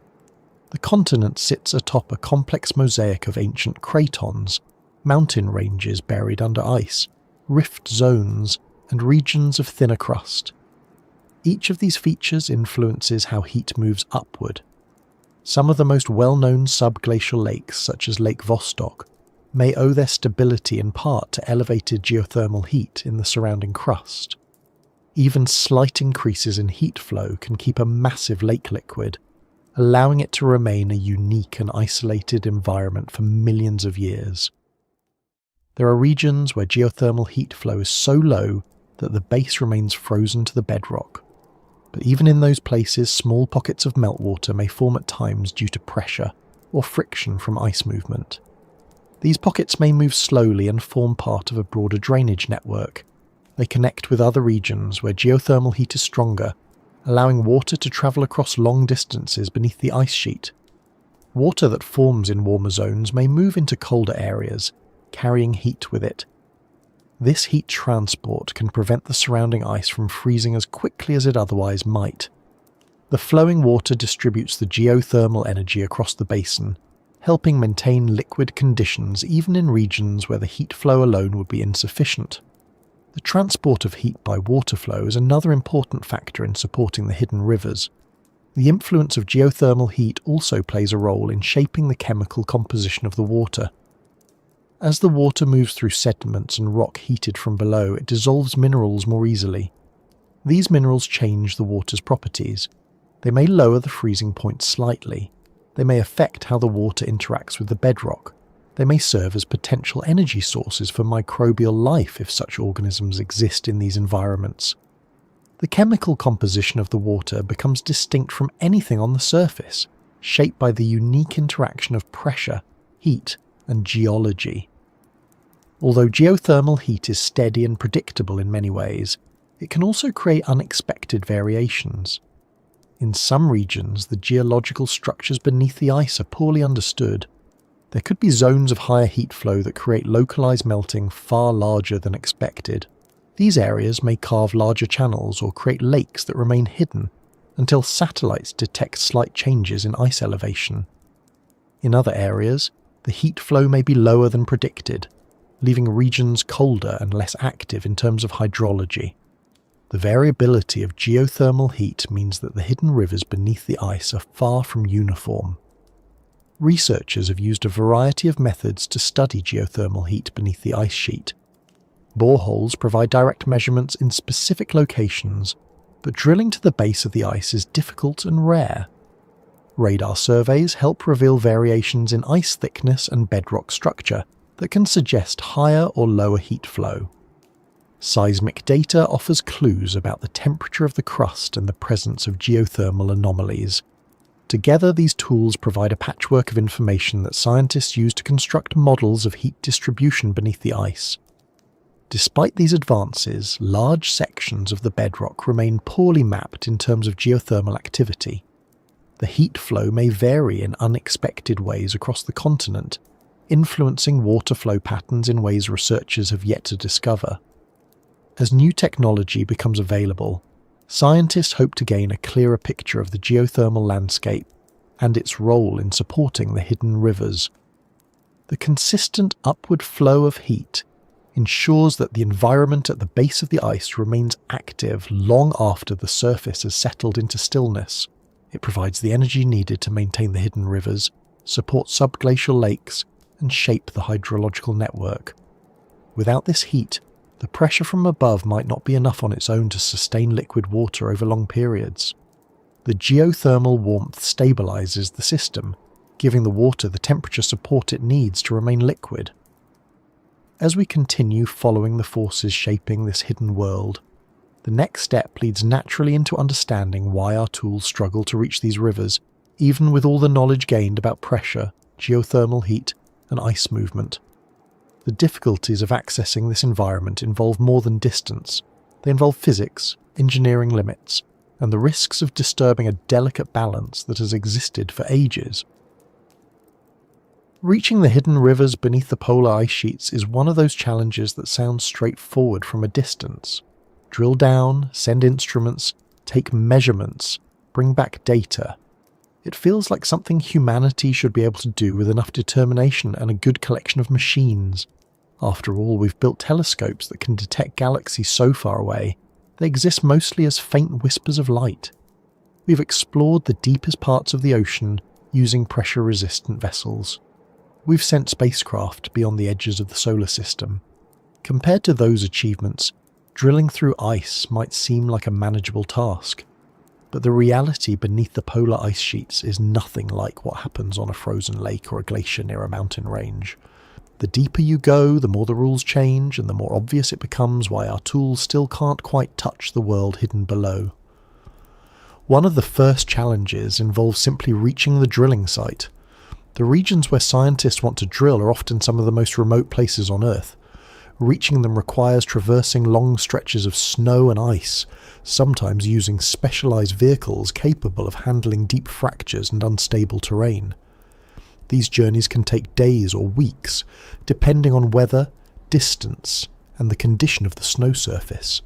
Every piece of equipment must be transported carefully, often by aircraft or over-ice convoys. Fuel, food, tools, clothing, housing, scientific instruments, everything must be brought in because nothing exists there except wind and ice. Once the equipment arrives, the next difficulty begins. The ice sheet is not a stable platform. It is always shifting under its own weight, always responding to temperature changes and stress variations. Building a camp on top of it means accepting that the ground beneath you is not solid in the traditional sense. Drill towers must be anchored securely. Shelters must withstand winds that can pick up enough snow to bury equipment in a single storm. Power systems must remain functional in temperatures that can disable batteries and crack cables. Simply keeping the equipment operational can be a full-time task. Then comes the drilling itself. Traditional drills that work on rock, soil, or permafrost cannot simply be repurposed for 3 kilometers of polar ice. Ice behaves very differently from typical geological materials. It melts, refreezes, fractures, and flows. Drilling into it requires specialized techniques, and each technique carries its own set of challenges. One of the most widely used approaches is hot water drilling. In this method, water is heated to high temperatures and pumped through a nozzle that melts a hole straight downward. This method can create a relatively rapid descent through the ice, and it avoids the problem of generating ice shavings that need to be removed. But hot water drilling demands vast amounts of fuel. The water must stay hot the entire time, and the circulation system must remain functional for long periods in extreme cold. If the system stops even briefly, the hole begins to refreeze almost immediately. This means the entire operation must run continuously until the drilling is complete. Another approach involves mechanical drilling using large rotating bits. But mechanical drills face an entirely different set of issues. The bits can freeze to the surrounding ice. The borehole walls can deform or collapse. The drill can get stuck if the ice refreezes around it. Mechanical systems also require lubrication, which introduces the risk of contamination. Any oil or lubricant entering the water beneath the ice would alter the pristine environment scientists are trying to study. Sterility is another reason our tools can't simply be lowered into the hidden rivers. The water beneath the ice has been isolated from the surface for thousands, possibly millions of years. It contains chemical signatures and possibly biological ecosystems that are unique to that environment. Introducing modern microbes, even in small numbers, could contaminate the system permanently. Once contaminated, the site would no longer provide accurate scientific data. For this reason, drilling systems must be cleaned, sterilized, and designed to avoid introducing any foreign materials into the subglacial water. Hot water drilling is considered relatively clean, but even it must go through extensive treatment.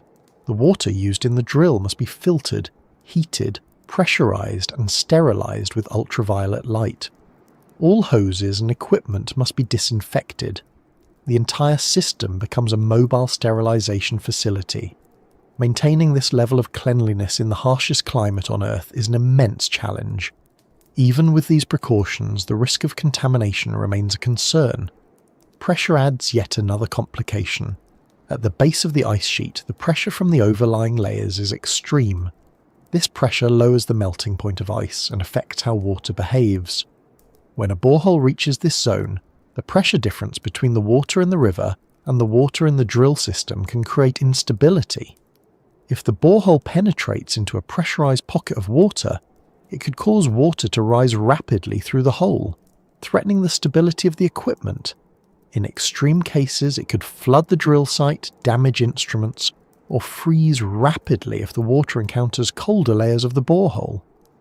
Communication systems also struggle at these depths. Signals sent through kilometers of ice can weaken or distort. Instruments lowered into the borehole need reliable communication lines to transmit data and receive commands. These lines must be strong enough to survive extreme cold, pressure changes, and potential bending from ice movement. Fiber optic cables and insulated wires must be specially designed and tested. Even then, failures can occur with little warning. A single damaged cable could render a mission's data collection impossible. Another limitation comes from the fact that ice deforms continuously. A borehole that is circular and smooth at the moment of drilling may become distorted as the ice flows around it. Within hours or days, the hole can narrow enough to trap instruments. In some cases, previously drilled boreholes have been lost entirely as the ice closed around them. This phenomenon makes long-term installations challenging. Instruments that might collect data for months or years in other environments must be designed to survive being slowly squeezed by the surrounding ice. The deeper the drill goes, the more difficult it becomes to maintain alignment. Ice sheets are not perfectly vertical, and bedrock topography can cause the entire mass to shift in subtle ways. Drilling straight down into a precise location becomes a complex engineering problem. A small deviation near the surface can result in a large deviation near the bottom. Reaching a target, such as a subglacial river only a few meters wide, requires careful navigation through layers that are constantly moving. Even when a borehole successfully reaches the bottom, the challenges continue. Instruments lowered into subglacial water must withstand pressure that would crush ordinary devices. They must operate at temperatures near freezing without failing. They must avoid being clogged by sediments or becoming lodged in narrow channels. They must collect data effectively and send it back through kilometers of ice without losing signal strength. Designing such instruments demands engineering solutions that stretch current capabilities. Another major obstacle is time. Drilling can take days, weeks, or even months depending on the method used and the depth of the ice. The longer the operation continues, the greater the risk of equipment failure, weather disruptions, or logistical complications. Storms can delay progress. Fuel supplies can run low. Crevasses can shift. Teams must work in extreme cold for long periods, often in isolated conditions. Human endurance becomes a factor as well, because scientists and engineers must remain alert, focused, and healthy in a place where the environment offers no comfort or margin for error. Funding and resource limitations also play a role in hindering direct exploration. The cost of mounting a drilling mission to the bottom of a major ice sheet is immense. It involves specialized equipment, transportation, personnel, and support systems. These missions require years of planning, design, and testing before they even reach the field. Only a handful of such missions have been attempted, and even fewer have succeeded in reaching subglacial lakes or rivers without contamination. Because drilling remains so difficult, researchers rely heavily on remote sensing techniques. Radar systems mounted on aircraft can penetrate the ice and detect reflections from the bedrock or liquid water beneath it. These reflections reveal the shape of the bed, the presence of lakes, and the potential pathways of hidden rivers. However, radar cannot measure everything. It cannot detect fine-scale details. It cannot sample the water directly. It cannot capture the chemistry, biology, or precise temperature of the environment. Radar offers a map, not a direct understanding. Satellites provide another key tool. By measuring tiny variations in the elevation of the ice sheet's surface, satellites can detect when subglacial lakes fill or drain. When a lake fills, the ice above may rise slightly, like a mattress supported by extra pressure. When it drains, the ice may sink. These subtle movements, measured from space, reveal the activity of the water system beneath. But satellites cannot see inside the lakes or rivers. They cannot measure flow rates directly. They cannot sample water or sediments. Seismic techniques help as well. By sending vibrations through the ice and analysing how they travel, researchers can infer where the ice is frozen to the bedrock and where water might be acting as a lubricant. These signals help identify potential river pathways, but the resolution is limited. The results often require interpretation and modelling, and there is no guarantee they capture the full complexity of the subglacial environment. Computer models pull together all available data to simulate how water flows under the ice. They incorporate ice thickness, bedrock elevation, pressure gradients, geothermal heat, and other variables.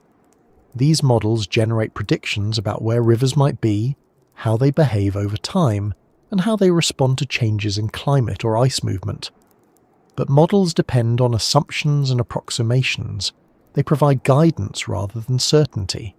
Even with all these tools, radar, satellites, seismic measurements, models, the simple fact remains: we have never sent an instrument into most of the hidden rivers beneath the ice.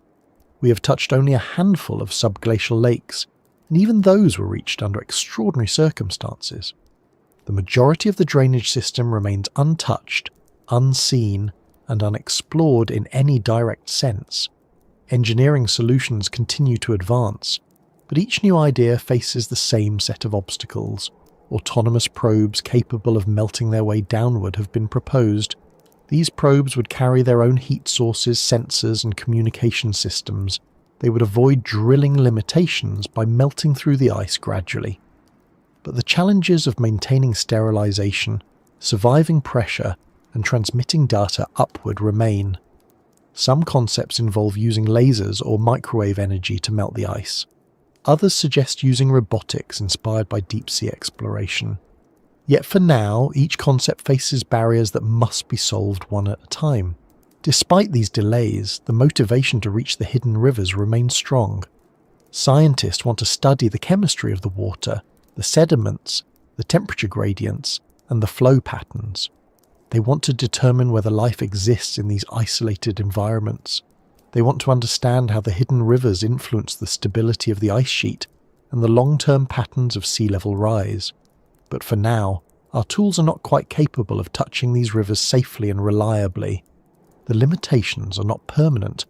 They reflect the complexity of the environment, the slow pace of technological advancement in extreme settings, and the need for careful thinking when exploring places that have remained undisturbed for ages. The next steps in this exploration involve designing systems that can withstand pressure, avoid contamination, navigate narrow channels, and return data across vast distances of ice. These breakthroughs will come, but they require patience. As we move into the next part of this journey, it becomes clear that reaching the rivers is only part of the challenge. Even when we do manage to touch them, the environment around them can freeze equipment before it has a chance to function. The next step in understanding this hidden world involves examining why machines struggle so much in these cold, pressurized, and unpredictable conditions, and why so many designs fail before they even begin. Working with machinery in environments that stay below freezing is already a major engineering challenge. Cars struggle in mild winter conditions, batteries weaken, metal contracts, lubricants thicken, electronics respond slowly or unpredictably. Those are the issues people deal with in places where the cold is still within reach of ordinary experience. But the temperatures on the surface of Antarctica drop far lower than anything most machines are built to tolerate. Instruments that work reliably in cold mountain climates or Arctic research stations become unpredictable once exposed to polar plateau conditions.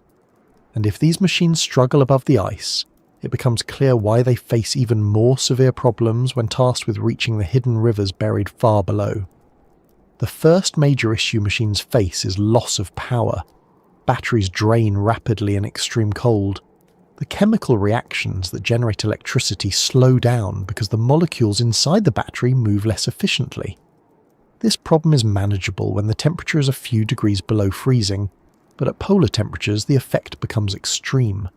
A battery that might last hours at room temperature can fail in minutes in the coldest regions of Antarctica. Even insulated battery packs struggle unless they generate their own heat or remain constantly warmed by external systems. Heating these systems requires additional power, which increases the energy load on the mission as a whole. Extra fuel must be transported, which adds weight and complexity. Every solution to one problem introduces new challenges that must be managed carefully. If the heating system malfunctions, the internal electronics cool quickly and shut down. If the insulation fails, condensation may form and freeze inside the housing, damaging sensitive circuits. Cold affects every part of the power system, from the main battery to the smallest wires. Mechanical components respond even more dramatically. Metal contracts in the cold.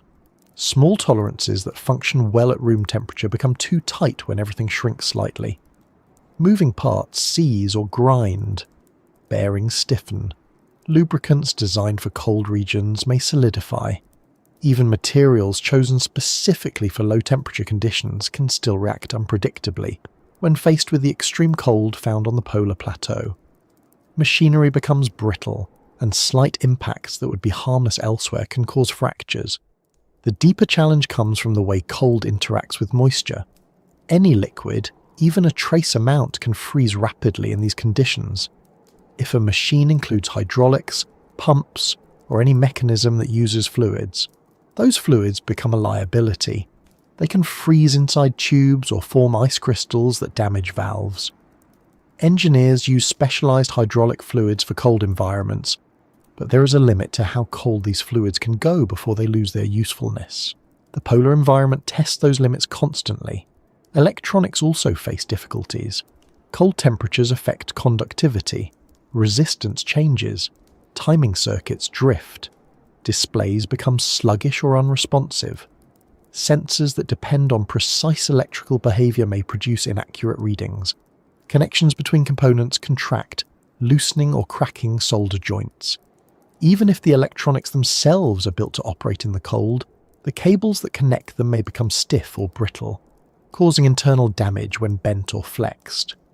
Moving from the surface into the drilling process adds another layer of complications. Hot water drilling systems rely on pumps, hoses, and heating units. All of these components must operate continuously to prevent the water from cooling. If the water cools, ice begins to form inside the system. Once ice forms inside a hose or pump, it can block the flow, cause pressure buildup, or damage the machinery. Keeping the water hot enough to stay liquid requires significant power, careful monitoring, and precise coordination between technicians. Every moment of downtime increases the risk of the system freezing. The hoses themselves are vulnerable. They must withstand high pressures while remaining flexible at extremely low temperatures. Materials that are flexible in moderate cold often become rigid at polar temperatures. If a hose becomes too stiff, it can crack when moved or kink during deployment. A single crack in a hose carrying pressurized heated water can shut down the entire operation. Because drilling teams must operate continuously, day and night, any hose failure becomes a major setback. Mechanical drills face their own challenges. Drill bits can freeze to the surrounding ice.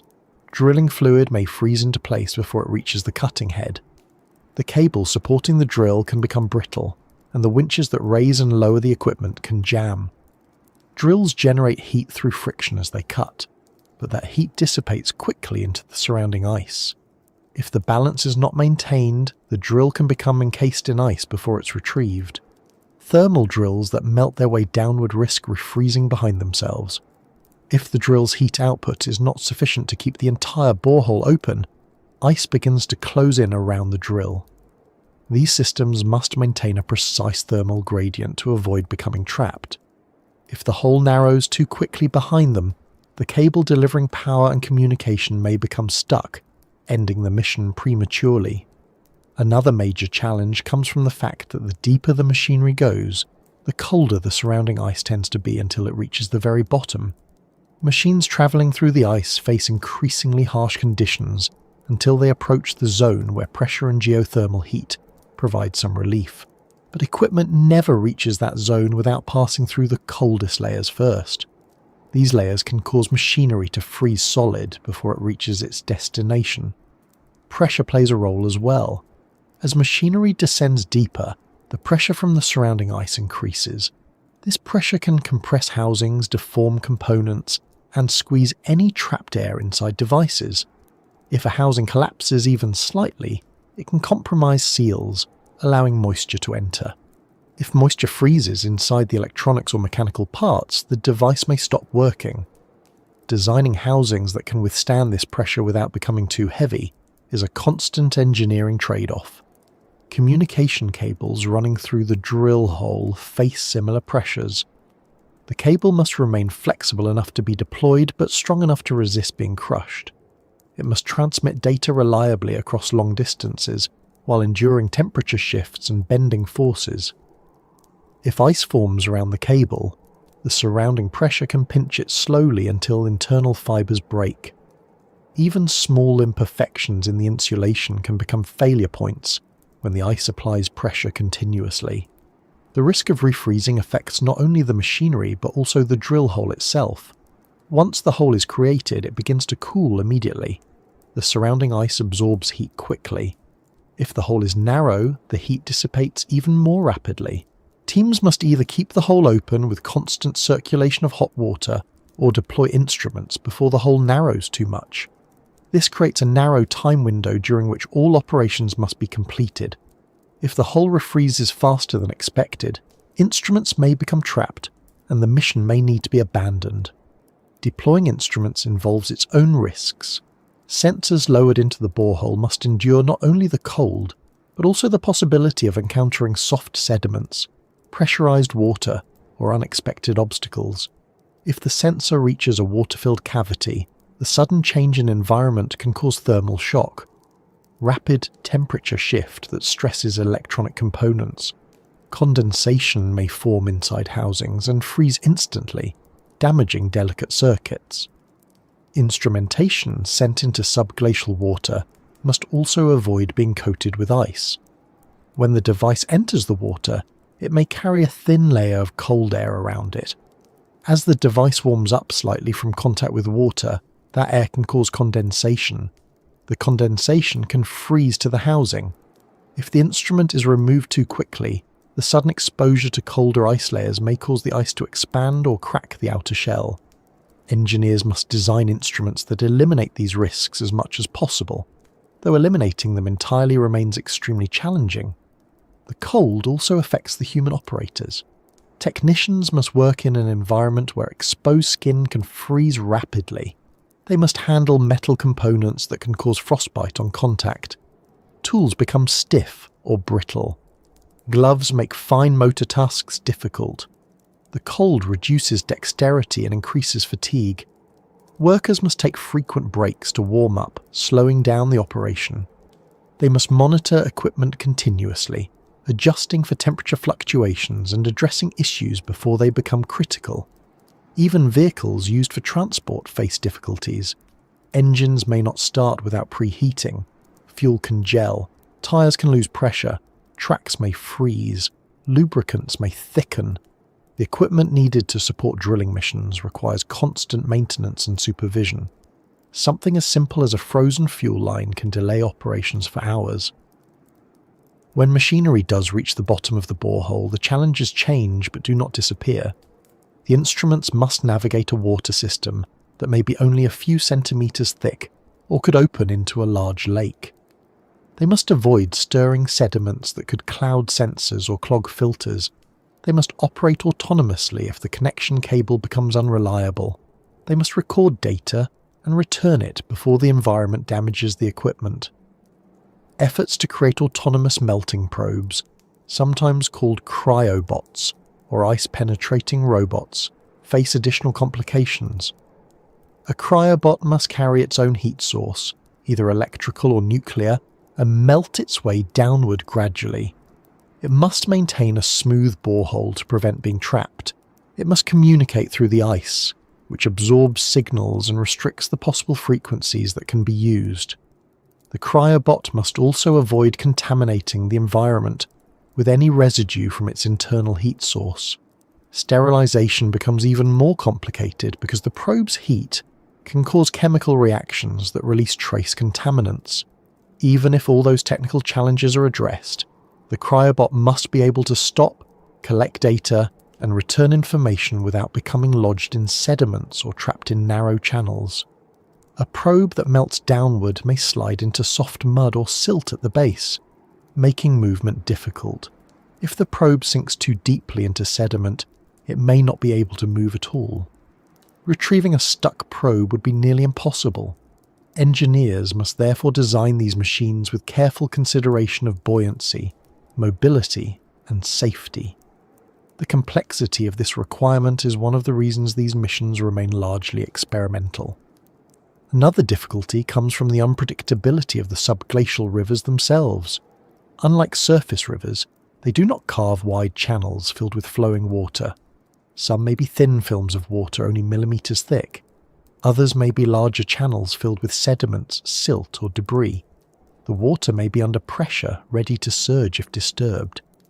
A probe entering such a region could be pushed unexpectedly or damaged by turbulent flow.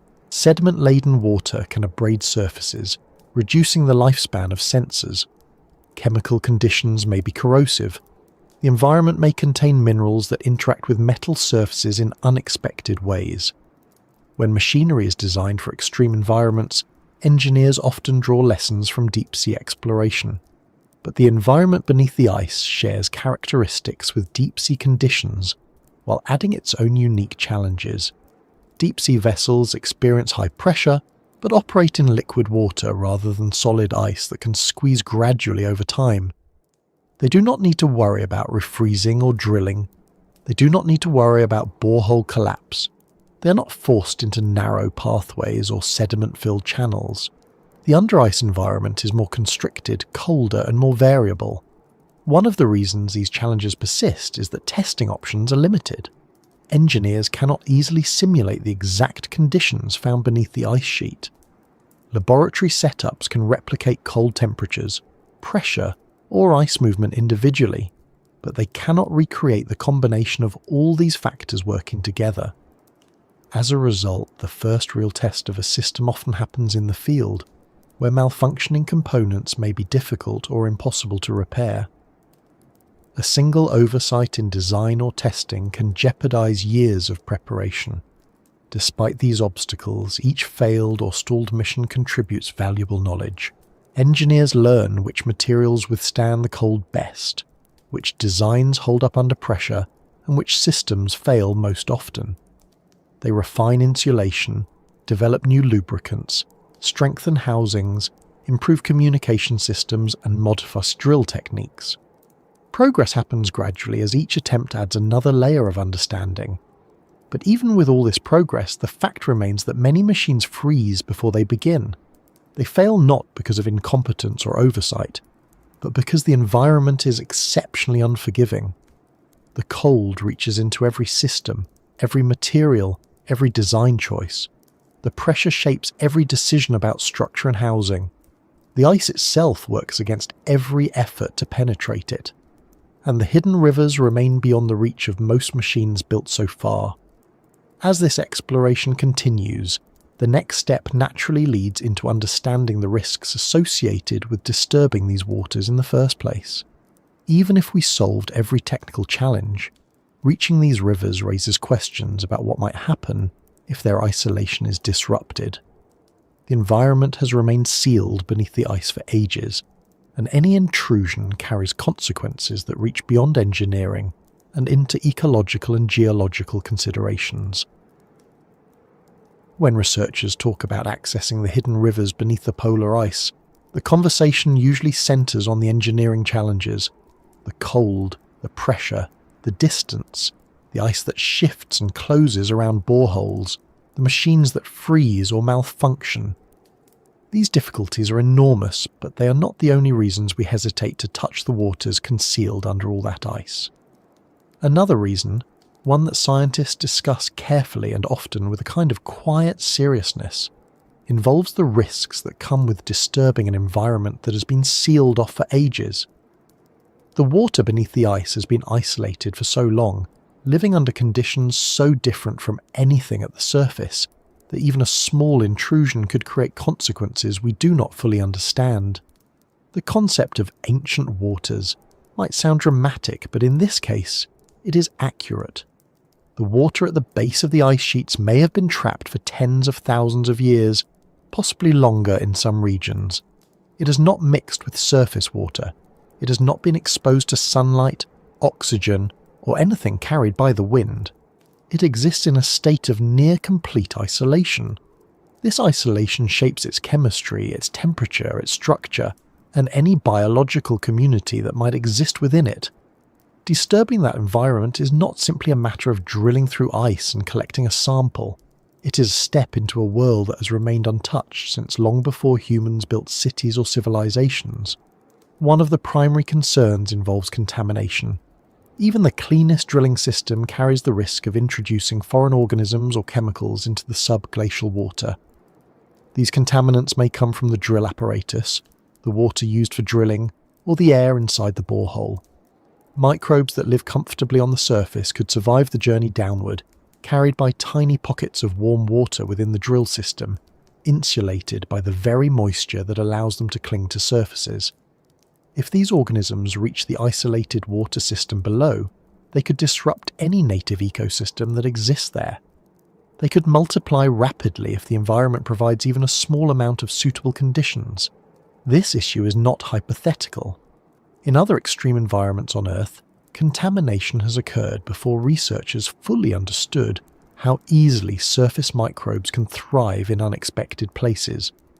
Experiments in deep mines, hydrothermal vents, and subglacial lakes have all revealed that microbes from the surface can survive in environments once believed hostile to anything except specialized native species. Because of these past experiences, scientists are extremely cautious. They understand that contamination is not simply a risk to scientific accuracy, it is a risk to the environment itself. Another concern involves the pressure difference between the hidden rivers and the boreholes used to reach them. When a borehole breaks into a pressurized pocket of water, the sudden release can change the balance of the system. The water might rush upward, bringing sediments and ancient materials with it. This upward movement could disrupt the drainage network beneath the ice. It could cause a subglacial lake to drain more rapidly than usual, affecting the movement of the ice sheet above. In extreme cases, it might alter the distribution of water across wider regions of the basal layer, influencing where ice slides more easily and where it remains frozen to the bedrock.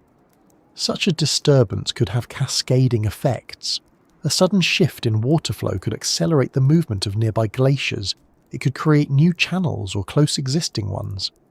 The drainage system beneath the ice, though hidden, is interconnected. A disruption in one location could have consequences far away, even if no one sees the change directly. Researchers must consider these risks carefully when planning any mission that might tap into the hidden rivers. Chemical disruption poses another set of risks. The water beneath the ice may contain chemical compounds that have remained stable for long periods. It may hold minerals dissolved from the bedrock, gases trapped under pressure, or organic material preserved by cold temperatures. Introducing surface water or drilling fluid could alter these chemical balances. Even small changes might cause reactions that disrupt sediments or shift the composition of the water. If the water contains delicate biological systems adapted to stable conditions, even a slight chemical disturbance could have significant consequences. If microbial life exists in these waters, the risks grow more complex.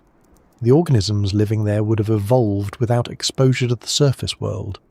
They might rely on specific minerals, chemical gradients, or energy sources that are disrupted by the introduction of foreign matter. They might be vulnerable to even trace amounts of oxygen. They could be outcompeted by surface microbes introduced accidentally through the drilling system. These possibilities make researchers cautious not just from a scientific standpoint, but from a responsibility standpoint. They want to learn about these environments, not damage them.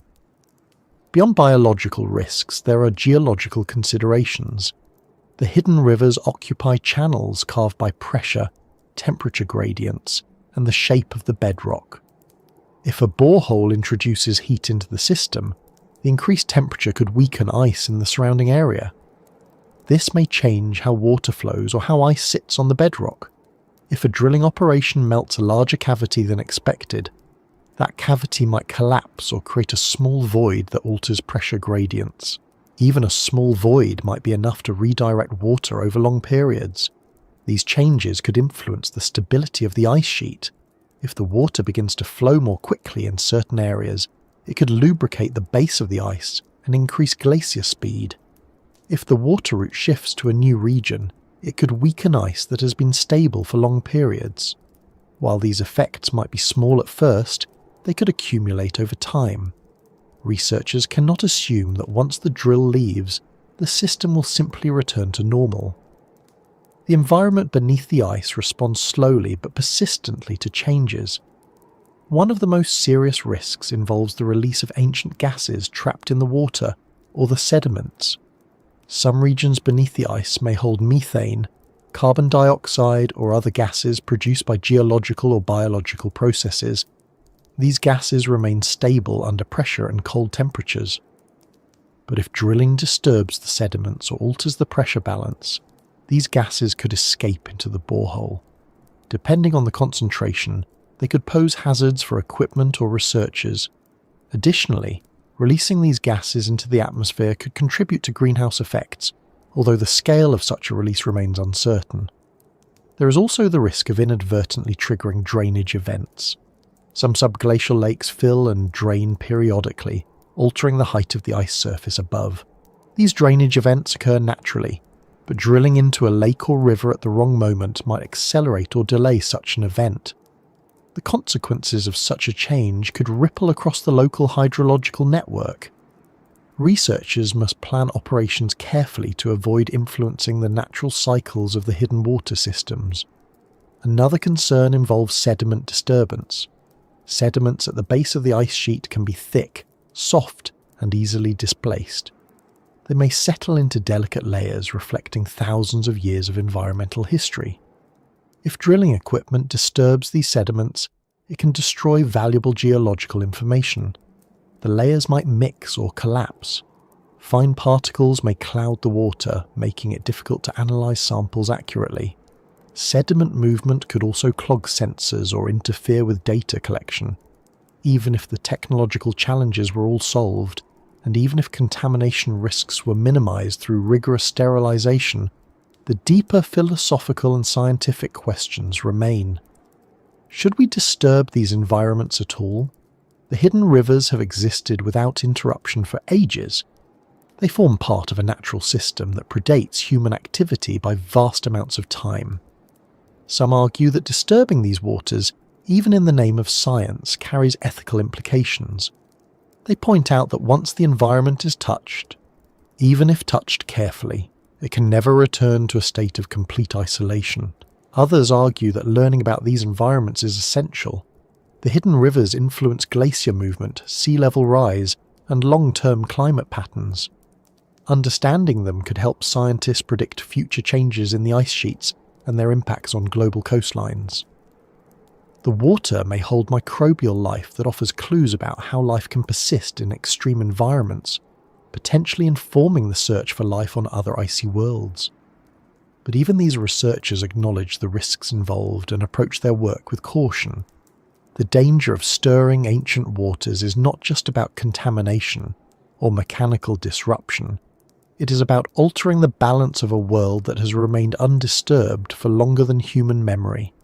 It's about stepping into a system shaped by forces that operate on timescales humans rarely consider.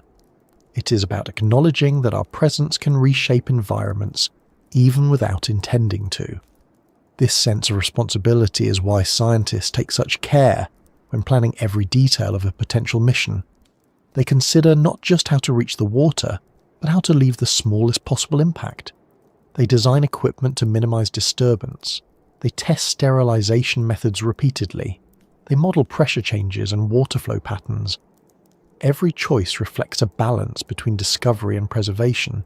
As the exploration continues in this narrative, the next step naturally leads into understanding what might exist in these waters, and why disturbing them could reveal secrets not only about Earth's past, but also about what kind of life might endure in environments far different from the surface world. Life tends to find a way into places where it shouldn't logically exist. On the surface of the planet, there are creatures living in deserts with almost no water, organisms living inside volcanic vents where temperatures climb higher than the boiling point of water, and microbes that survive inside rocks deep underground with no sunlight at all. With that in mind, it becomes natural to wonder what might be living within the hidden rivers that sit trapped beneath kilometers of polar ice. The idea isn't just imaginative speculation. There are reasons grounded in evidence, chemistry, and biology to think that these dark waters may hold life, even if it's nothing like the life found on the surface. The first thing to consider is the age of the environment. The water deep beneath the ice has remained isolated for thousands or perhaps millions of years. If any organisms were sealed inside during that time, they would have evolved under extremely stable conditions. Their world doesn't experience day or night, summer or winter, wet seasons or dry seasons. It doesn't experience storms, floods, or droughts. Instead, the environment stays mostly consistent. shaped by steady cold temperatures, constant pressure, and slow-moving water that carries minerals from the bedrock. Organisms that adapt to such conditions could persist independently of the surface world, as long as their energy needs are met. On Earth, most life ultimately depends on sunlight. Plants capture sunlight and convert it into energy, forming the foundation of food chains. But in environments where sunlight never enters, deep oceans, underground caves, and certain regions of the polar ice, life has found alternative energy sources. Microbial communities in these places rely on chemical energy rather than light. This process, known as chemosynthesis, allows organisms to extract energy from chemicals such as sulfur, iron, hydrogen, or methane. Chemosynthesis has been observed in deep-sea vents, cold seeps, caves, and underground aquifers. If similar chemical sources exist beneath the ice sheets, microbial life could use them in the same way. The bedrock beneath the ice contains minerals that interact with water under pressure. As the water flows across these minerals, it dissolves tiny amounts of them. These dissolved compounds may include reduced iron, sulfur-bearing minerals, or organic matter trapped in sediments. Microbes adapted to use these materials could survive without sunlight. Some could consume iron. Others could feed on hydrogen released from the breakdown of certain minerals. Others might take advantage of organic molecules carried by water that has slowly melted from ice containing ancient dust, spores, or remnants of past ecosystems. Evidence supporting this possibility comes from other subglacial environments. Researchers have already discovered microbial life in isolated lakes trapped beneath the Antarctic ice. These microbes were found in waters thousands of meters below the surface, living in complete darkness. They survive by using chemical reactions, not sunlight. Some of these organisms appear to have metabolic pathways similar to those found in deep-sea vents. This suggests that extreme, isolated environments can support life given the right chemical conditions. Another clue comes from studies of ice cores. When scientists drill deep into polar ice and extract cylindrical samples, they sometimes find microbial cells trapped in the ancient layers. Many of these microbes are still alive despite being frozen for long periods. They survive in a dormant state, reviving once warmed. If microbes can survive inside the ice itself, it becomes reasonable to assume that some could survive in the liquid water beneath the ice, where conditions are far more stable. The possibility of life raises questions about what form it might take. If life exists in the hidden rivers, it is likely microbial. Large organisms require more energy than such an isolated environment can provide. Microbes, on the other hand, are resilient. They can survive in extreme pressure, extreme cold, low nutrient levels, and complete darkness. They can adjust their metabolic rates to match available energy sources. They can form biofilms on rocks, sediments, or the underside of the ice above them. They can float freely in the water or cling to particles drifting along the riverbed. Microbes living beneath the ice might not resemble familiar bacteria. They could have adaptations shaped by long-term isolation. Their membranes might be structured to withstand pressure. Their enzymes might function at temperatures close to freezing. Their metabolism might be slower than anything observed on the surface. They might form communities that depend on each other's waste products, creating cycles that persist with minimal external input. Some might use iron as an energy source. Others might rely on nitrogen cycles or sulfur cycles. Still others might use organic molecules left behind by ancient ecosystems, buried beneath the ice sheet long before it formed. If such life exists, it would offer clues about how life can function in extreme environments elsewhere in the solar system. Places like Jupiter's moon, Europa, or Saturn's moon Enceladus have icy surfaces with liquid water beneath. The conditions in the hidden rivers beneath Antarctica may be similar in terms of pressure, darkness, and reliance on chemical energy. Studying Earth's subglacial environments could provide insight into how extraterrestrial life might exist, what it might rely on, and how it might adapt. However, discovering life in the hidden rivers is as challenging as reaching the rivers themselves. As discussed earlier, drilling into these rivers risks contamination. If a drilling system introduces microbes from the surface into the subglacial environment, those microbes could outcompete any native organisms, permanently altering the ecosystem. This contamination would not only harm any native life, but also compromise scientific findings. If microbes are found, researchers must be certain they originated in the subglacial system, not from the drill system. Ensuring sterility is extremely difficult because surface microbes cling to equipment, hoses, water droplets, and even to the air inside the borehole. Another complication is that microbial life might not be evenly distributed. It could exist in concentrated patches where the chemical conditions are favourable. It might form layers along the bedrock. It might gather in sediments, clinging to particles in dense clusters. It might live primarily near geothermal hotspots, where warm water meets mineral-rich rock. If life is sparse or localised, a probe entering a subglacial river might pass by without detecting anything. This possibility means that even if life exists, finding it requires careful planning and perhaps multiple attempts. Scientists must also consider the risk of disturbing microbial communities that are adapted to extremely stable conditions. Introducing oxygen, light, or other unexpected stimuli could stress or kill these organisms. Even slight warming could disrupt their metabolic processes. The microbes might be so finely tuned to their environment that any sudden change could be harmful. This is why some researchers argue that if life is found in subglacial rivers or lakes, it might need to be studied in situ rather than removed for analysis.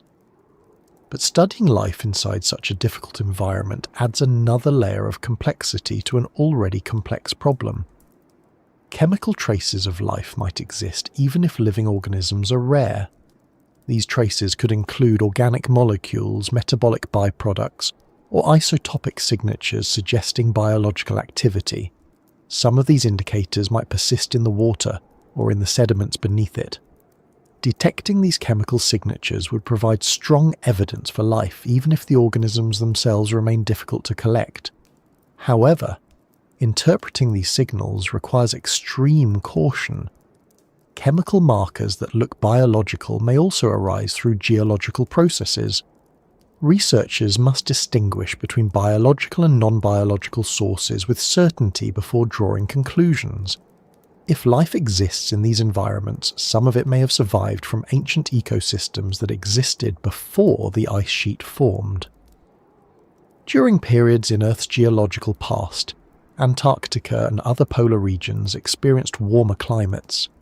Rivers flowed on the surface, lakes filled broad basins, plants and microscopic organisms lived freely. When the climate cooled and ice advanced, some of that water, and possibly some organisms, may have become trapped beneath the growing ice. Over time, these trapped communities may have adapted to the new environment, becoming specialised for life in darkness and extreme pressure. Studying such organisms could reveal how ecosystems transform over long periods in response to environmental change. Another possibility is that life beneath the ice did not originate from ancient surface organisms but developed independently within the subglacial environment. Life forms could have evolved from microbes carried downward in meltwater, gradually adapting to the dark and cold. Others might have come from deep underground, carried upward by pressures inside the rock or by geothermal fluids emerging through fractures. These organisms might have merged or interacted with those descending from the surface, forming unique communities shaped by multiple origins. The complexity of these potential histories adds depth to the scientific interest in exploring the hidden rivers. Even without direct life detection, the environment itself might hold hints. Biofilms could leave traces on rocks. Sediment layers might contain structures formed by microbial activity, similar to stromatolites found in shallow marine environments. Minerals might form patterns influenced by biological processes.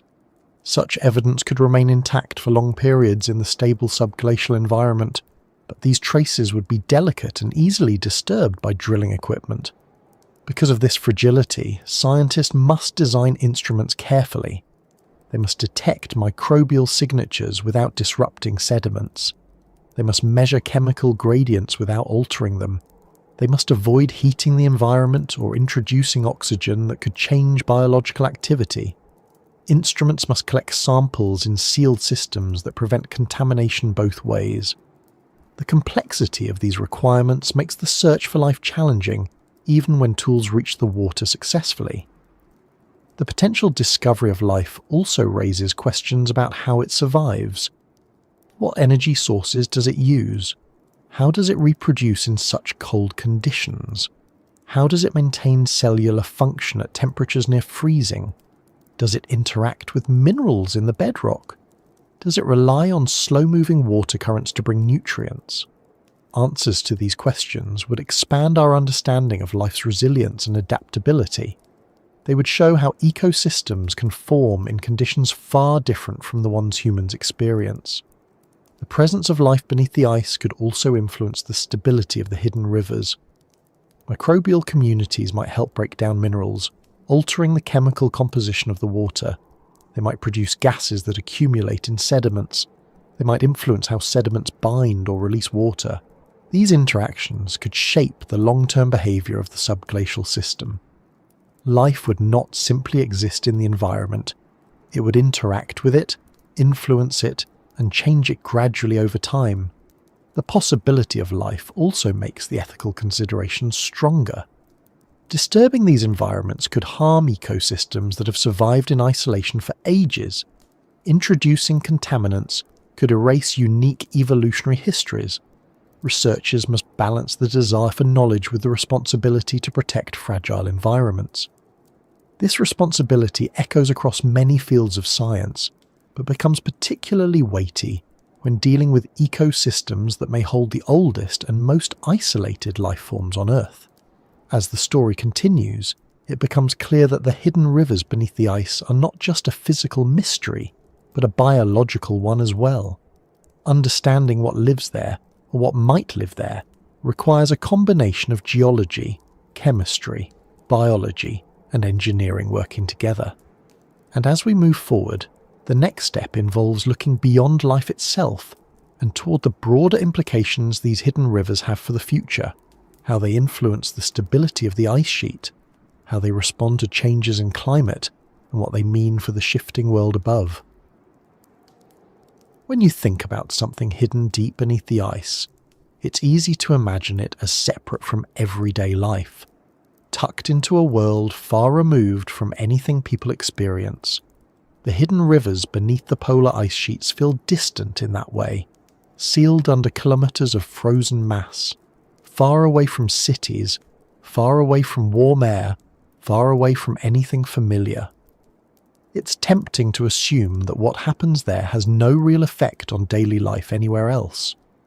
But the truth is that these hidden rivers play a role in shaping large-scale changes that eventually reach coastlines, weather systems, and communities across the planet. They are not isolated in the way they appear. They are part of a larger network of processes that influence the world's future. The first and clearest connection involves sea level. When most people hear about melting ice contributing to sea level rise, they picture icebergs breaking off glaciers or the surface layers of ice sheets melting in warm weather. But the water flowing beneath the ice influences how fast the ice above moves toward the ocean. If the hidden rivers increase in volume, they can lubricate the base of the ice, reducing friction between the ice sheet and the bedrock. This reduction in friction allows the ice to slide more quickly, feeding glaciers that carry ice from the interior toward the coast. Even a slight increase in the speed of these glaciers can add a significant amount of ice to the ocean over time. This process doesn't rely on visible melting at the surface. It can happen even when surface temperatures remain cold. The hidden rivers form their own system independent of seasonal conditions above. Their flow patterns depend on the pressure of the ice, the geothermal heat rising from below, and the structure of the bedrock. If climate change increases surface melting, and more water reaches the base through cracks and crevasses, the hidden rivers may swell. This added water can accelerate basal sliding, making glacier movement more sensitive to changes happening far away from the interior. The relationship between basal water and ice movement is complex, but it is central to understanding how the ice sheets will respond to warming conditions. Another factor involves how the hidden rivers influence the stability of the ice shelves around the edges of Antarctica. These ice shelves act as barriers, holding back the flow of glaciers behind them. If the ice shelves weaken or collapse, the glaciers flow faster, accelerating ice loss to the ocean. Hidden rivers flow beneath some of these glaciers before they reach the coast. As this water moves toward the ocean, it can alter the grounding line, the point where the glacier stops resting on bedrock and begins floating on seawater. If the grounding line retreats inland, it can destabilize the glacier, allowing it to flow more rapidly. Basal melting affects the grounding line because water can erode sediments, weaken the ice-bed interface, and alter pressure balances. In some places, this melting makes the ice less firmly anchored to the bedrock. Over time, the grounding line might retreat inland across sloping terrain. If that slope leads downward into deeper basins, the retreat can accelerate, causing further instability. These changes are not always sudden, but they can contribute to long-term shifts that influence how much ice enters the ocean. The hidden rivers also shape how ice responds to warming oceans. Warm ocean water can flow beneath ice shelves, melting them from below. But the rate and pattern of this melting depend partly on how fresh water from the hidden rivers enters the ocean cavity beneath the shelf. Fresh water is less dense than seawater. When it pours into the cavity from the base of the glacier, it rises, creating circulation patterns that can draw warm seawater upward toward the underside of the ice shelf. This process can increase melting, weaken the shelf, and contribute to fracturing. The interaction between fresh water from the hidden rivers and warmer ocean currents forms a feedback loop that affects the rate of ice loss. These connections illustrate why understanding the hidden rivers is so important for predicting sea level rise. Sea level projections depend on knowing how fast the glaciers will move, how strongly the ice shelves will hold, and how the grounding lines will respond to warming conditions. Without accurate knowledge of the hidden rivers and their influence, these projections remain uncertain. Researchers want to reduce this uncertainty not only for scientific understanding, but also for planning coastal infrastructure, preparing for future climate impacts, and advising communities at risk of flooding. Beyond sea level, the hidden rivers may influence broader climate systems through interactions with ocean circulation. As fresh water enters the ocean from melting ice sheets, it changes the density and salinity of the surrounding water. These changes can alter ocean currents, particularly in regions near Antarctica, where deep water formation occurs. Deep water formation is a key part of the global ocean conveyor belt, a system that redistributes heat across the planet.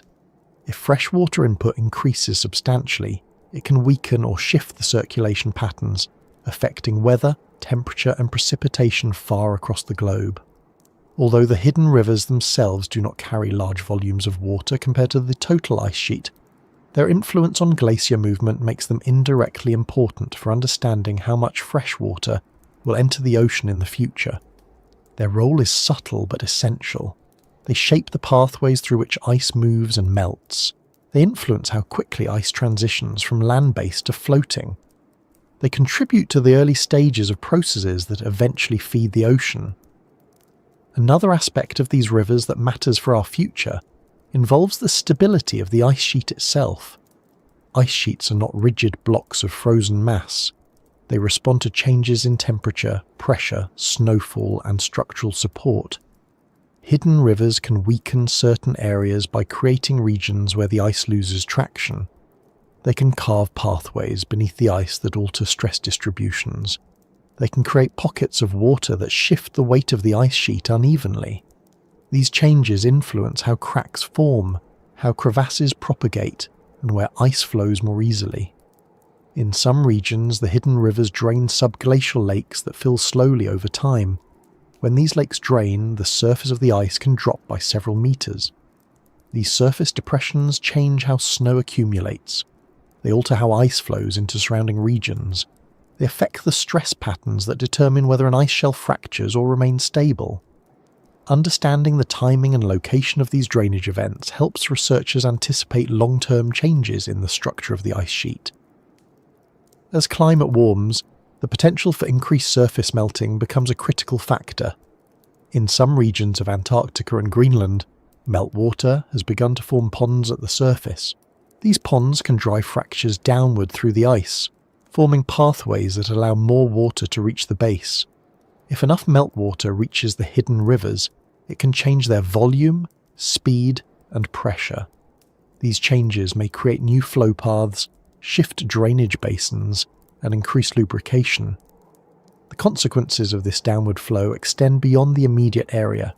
They influence glacier speed, ice shelf stability, and regional hydrology. The hidden rivers could see increased activity in the coming decades, as surface meltwater reaches deeper layers more frequently. These rivers also matter for our future because they offer clues about past climate. Sediments carried by the rivers record the history of bedrock erosion, ice movement, and chemical interactions.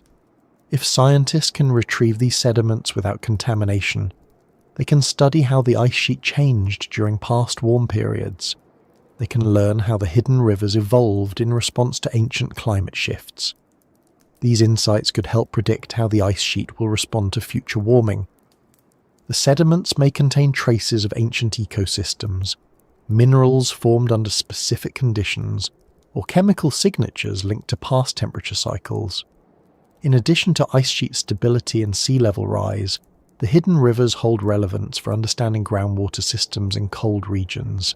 Beneath the ice sheet, these rivers interact with underlying sediments and rock in ways similar to groundwater systems beneath the surface in temperate regions. They create flow paths, transport minerals, and influence erosion. Understanding these interactions could improve models for groundwater flow in cold climates, helping communities manage water resources as temperatures change. The hidden rivers also carry implications for understanding the limits of where life can exist on Earth. If life is found within these rivers, even at a microbial level, it expands the known boundaries of habitable environments. It suggests that life can persist in places isolated from sunlight, sustained by chemical energy and stabilized by pressure. This has implications for astrobiology and the search for life beyond Earth.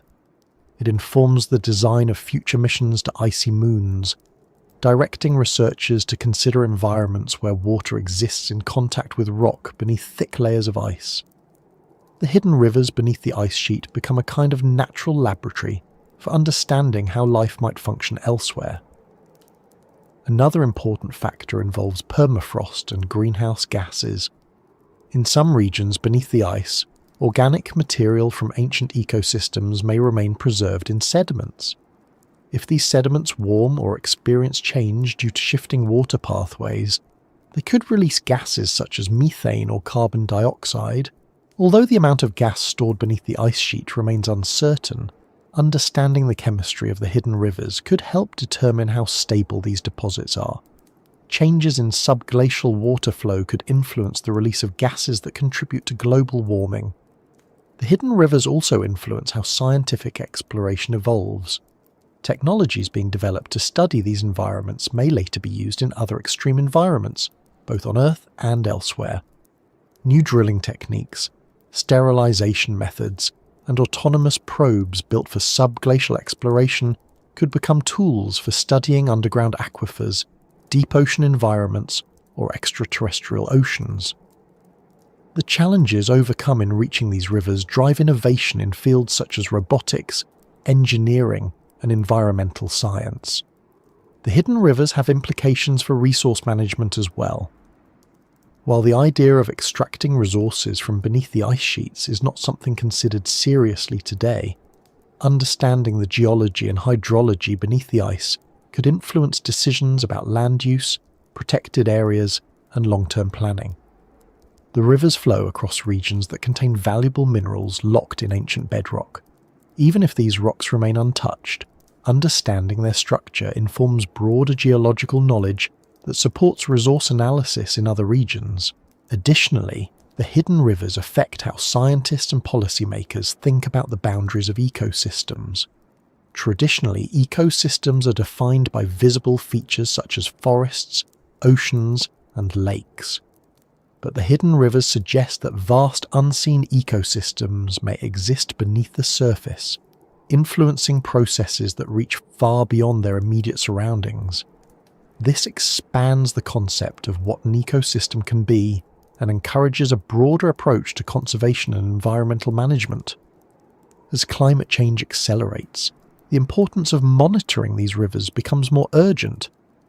Remote sensing tools, computational models, and field missions will all play a role in tracking how the drainage system beneath the ice responds to increasing temperatures.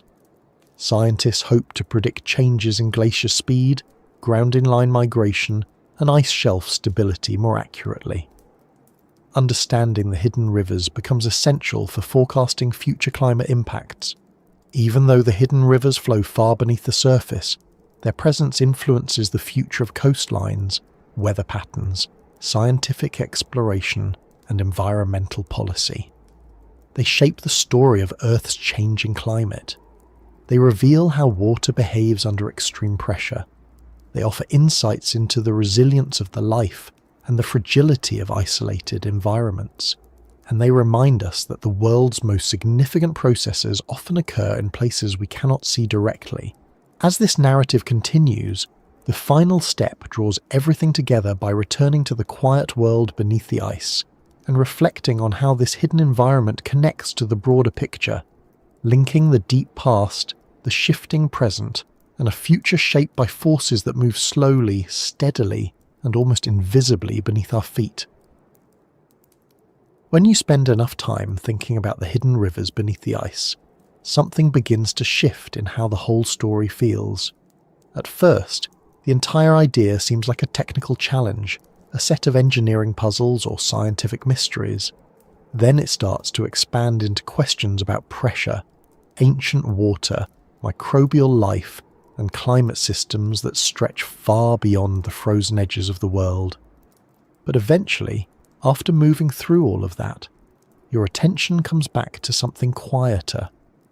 It settles into the simple fact that these rivers continue to flow in their darkness, surrounded by ice, moving without urgency, unnoticed by the surface world for most of human history. Their presence is so steady, so uninterrupted, that it becomes almost comforting to imagine them doing exactly what they've done for ages, no matter what happens above. Thinking about them in this way brings a sense of perspective. The world on the surface changes constantly.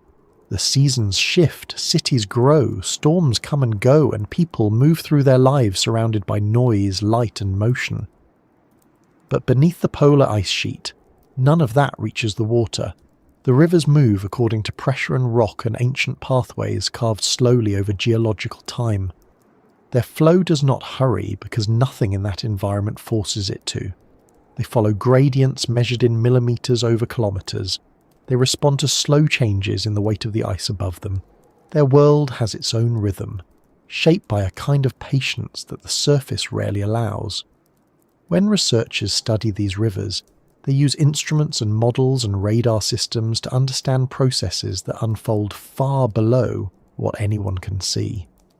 Those tools are essential, but every piece of information that comes back carries a reminder that the hidden rivers are part of a world that moves on timescales far beyond what humans typically consider.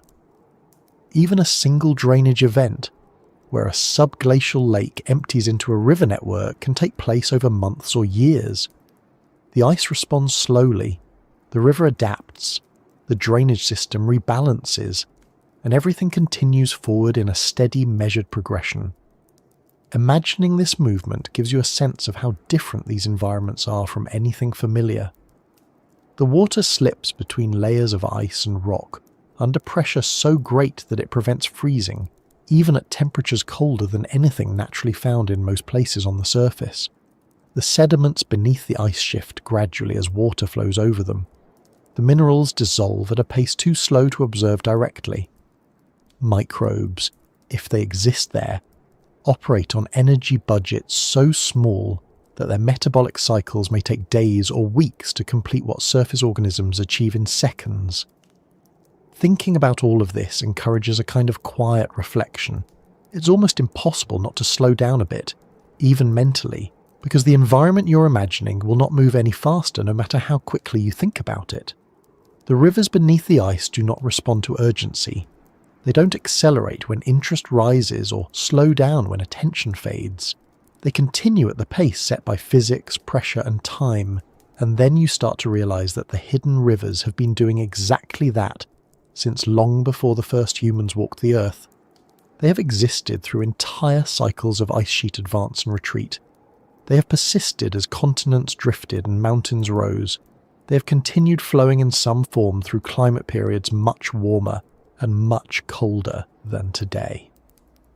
Even when the ice sheets vanished during earlier interglacial periods, water would have followed similar paths across the bedrock, carrying sediments and minerals along routes shaped by forces older than human memory. Layering that understanding onto the present-day picture adds another dimension. The hidden rivers aren't just features of the ice sheets, they are reminders of how much of the world escapes everyday perception. They offer a glimpse of processes that keep shaping the planet whether people notice them or not. Scientists can measure them, model them, and learn from them, but the rivers do not depend on observation to exist or continue. They will keep flowing long after this moment in history passes, adapting slowly as the weight of the ice shifts, as the climate changes, or as the bedrock erodes. The thought of that ongoing movement creates a kind of quiet connection between the surface world and the deep environment beneath the ice. Even though the two places could hardly be more different, they influence each other in ways that are subtle and steady. The glaciers that move toward the ocean respond to the presence of water beneath them. The oceans that rise and fall with global climate cycles are influenced by how quickly that ice moves. The rivers beneath the ice respond to the weight of the glaciers above them. Everything ties together, even when the connections remain invisible. If you imagine yourself standing at the edge of the polar plateau, where the sky above is clear enough that stars look sharp and cold, you might picture those rivers moving far beneath your feet. The ice stretches in every direction, smooth in some places and fractured in others. The wind moves across the surface. Snowdrifts pile and scatter. The air is so still that even the smallest sounds feel loud in comparison. But under all of that silence, water continues to travel across the base of the ice sheet. It does not rush. It does not carve dramatic paths like surface rivers do. It moves steadily, pressing against the underside of the ice, guided by gradients too small to notice without careful measurement. Standing there, you'd see nothing that hints at the activity below, yet everything would depend on it. The ice would rest on the water in some places and cling to the bedrock in others. The movement of the ice would be shaped by where the water flows and where it does not. The weight pressing downward would create pressure that governs the temperature of the water. The cold temperatures above would seal the rivers away in permanent darkness. The world under the ice would remain hidden, but its influence would be felt. These quiet connections are part of what makes the hidden rivers so compelling. They remind you that understanding the planet requires looking beyond what's obvious. It requires exploring conditions far removed from everyday experience. It means thinking about cold temperatures, high pressures, and long stretches of time. The rivers beneath the ice are not dramatic in the usual sense. They don't form waterfalls or floodplains. They don't sparkle in sunlight or support forests. But they play a role in shaping the world in steady, persistent ways. If you follow that idea further, it becomes clear that learning about these rivers isn't only about science or prediction. It's also about noticing how small processes become meaningful when they're part of something larger. The flow of water beneath the ice is gentle, almost invisible in its effect, but when multiplied across thousands of kilometers and millions of years, it helps determine how ice sheets move and how coastlines change. This steady influence shows how gradual forces can shape the planet more profoundly than sudden dramatic events. There's something calming about that perspective. It suggests that the world doesn't always change through noise or chaos. Sometimes it changes through slow adjustments and persistent effort. The rivers beneath the ice offer an example of that. Their movement is continuous, subtle, and entirely unhurried, yet they participate in processes that extend across the entire planet, connecting polar regions to distant coastlines and influencing patterns that touch every part of the globe. In thinking about this, you might imagine how researchers feel when they stand near a drill site or fly over the ice sheet using radar instruments. They know the complexity beneath them. They know the questions that still need answering. But they also understand that the rivers will keep flowing whether or not those answers come quickly. This creates a sense of patience in the work, a recognition that understanding takes time, just as the rivers take their time carving paths through the ice. Even the idea of exploring these rivers requires patience. The challenges discussed earlier, drilling through thick ice, avoiding contamination, designing machines for extreme cold, interpreting signals that reflect from deep beneath the surface, all of these tasks take years of preparation. Teams spend seasons planning, testing, revising, and adapting. They learn from each setback, they refine their methods, and they return, again and again, to try to reach an environment that remains hidden not because it's distant, but because it sits behind layers that resist easy entry. In a way, this patient approach mirrors the rivers themselves. The hidden rivers do not rush, and neither can the people who study them. Both move according to conditions they cannot control entirely. Both respond to pressure, one literally, the other figuratively. Both continue forward despite obstacles. The connection isn't symbolic. It's simply a reflection of how the environment sets the pace for understanding. As you imagine all of this, there's a quiet sense of scale that begins to form. The ice above spans an entire continent. The water beneath moves through channels shaped by the bedrock. The stars above stretch across a sky untouched by city lights. Thinking about all these layers at once creates a kind of stillness. It places human concerns next to geological time, environmental stability, and slow-moving rivers of water locked beneath ice thicker than the tallest mountains.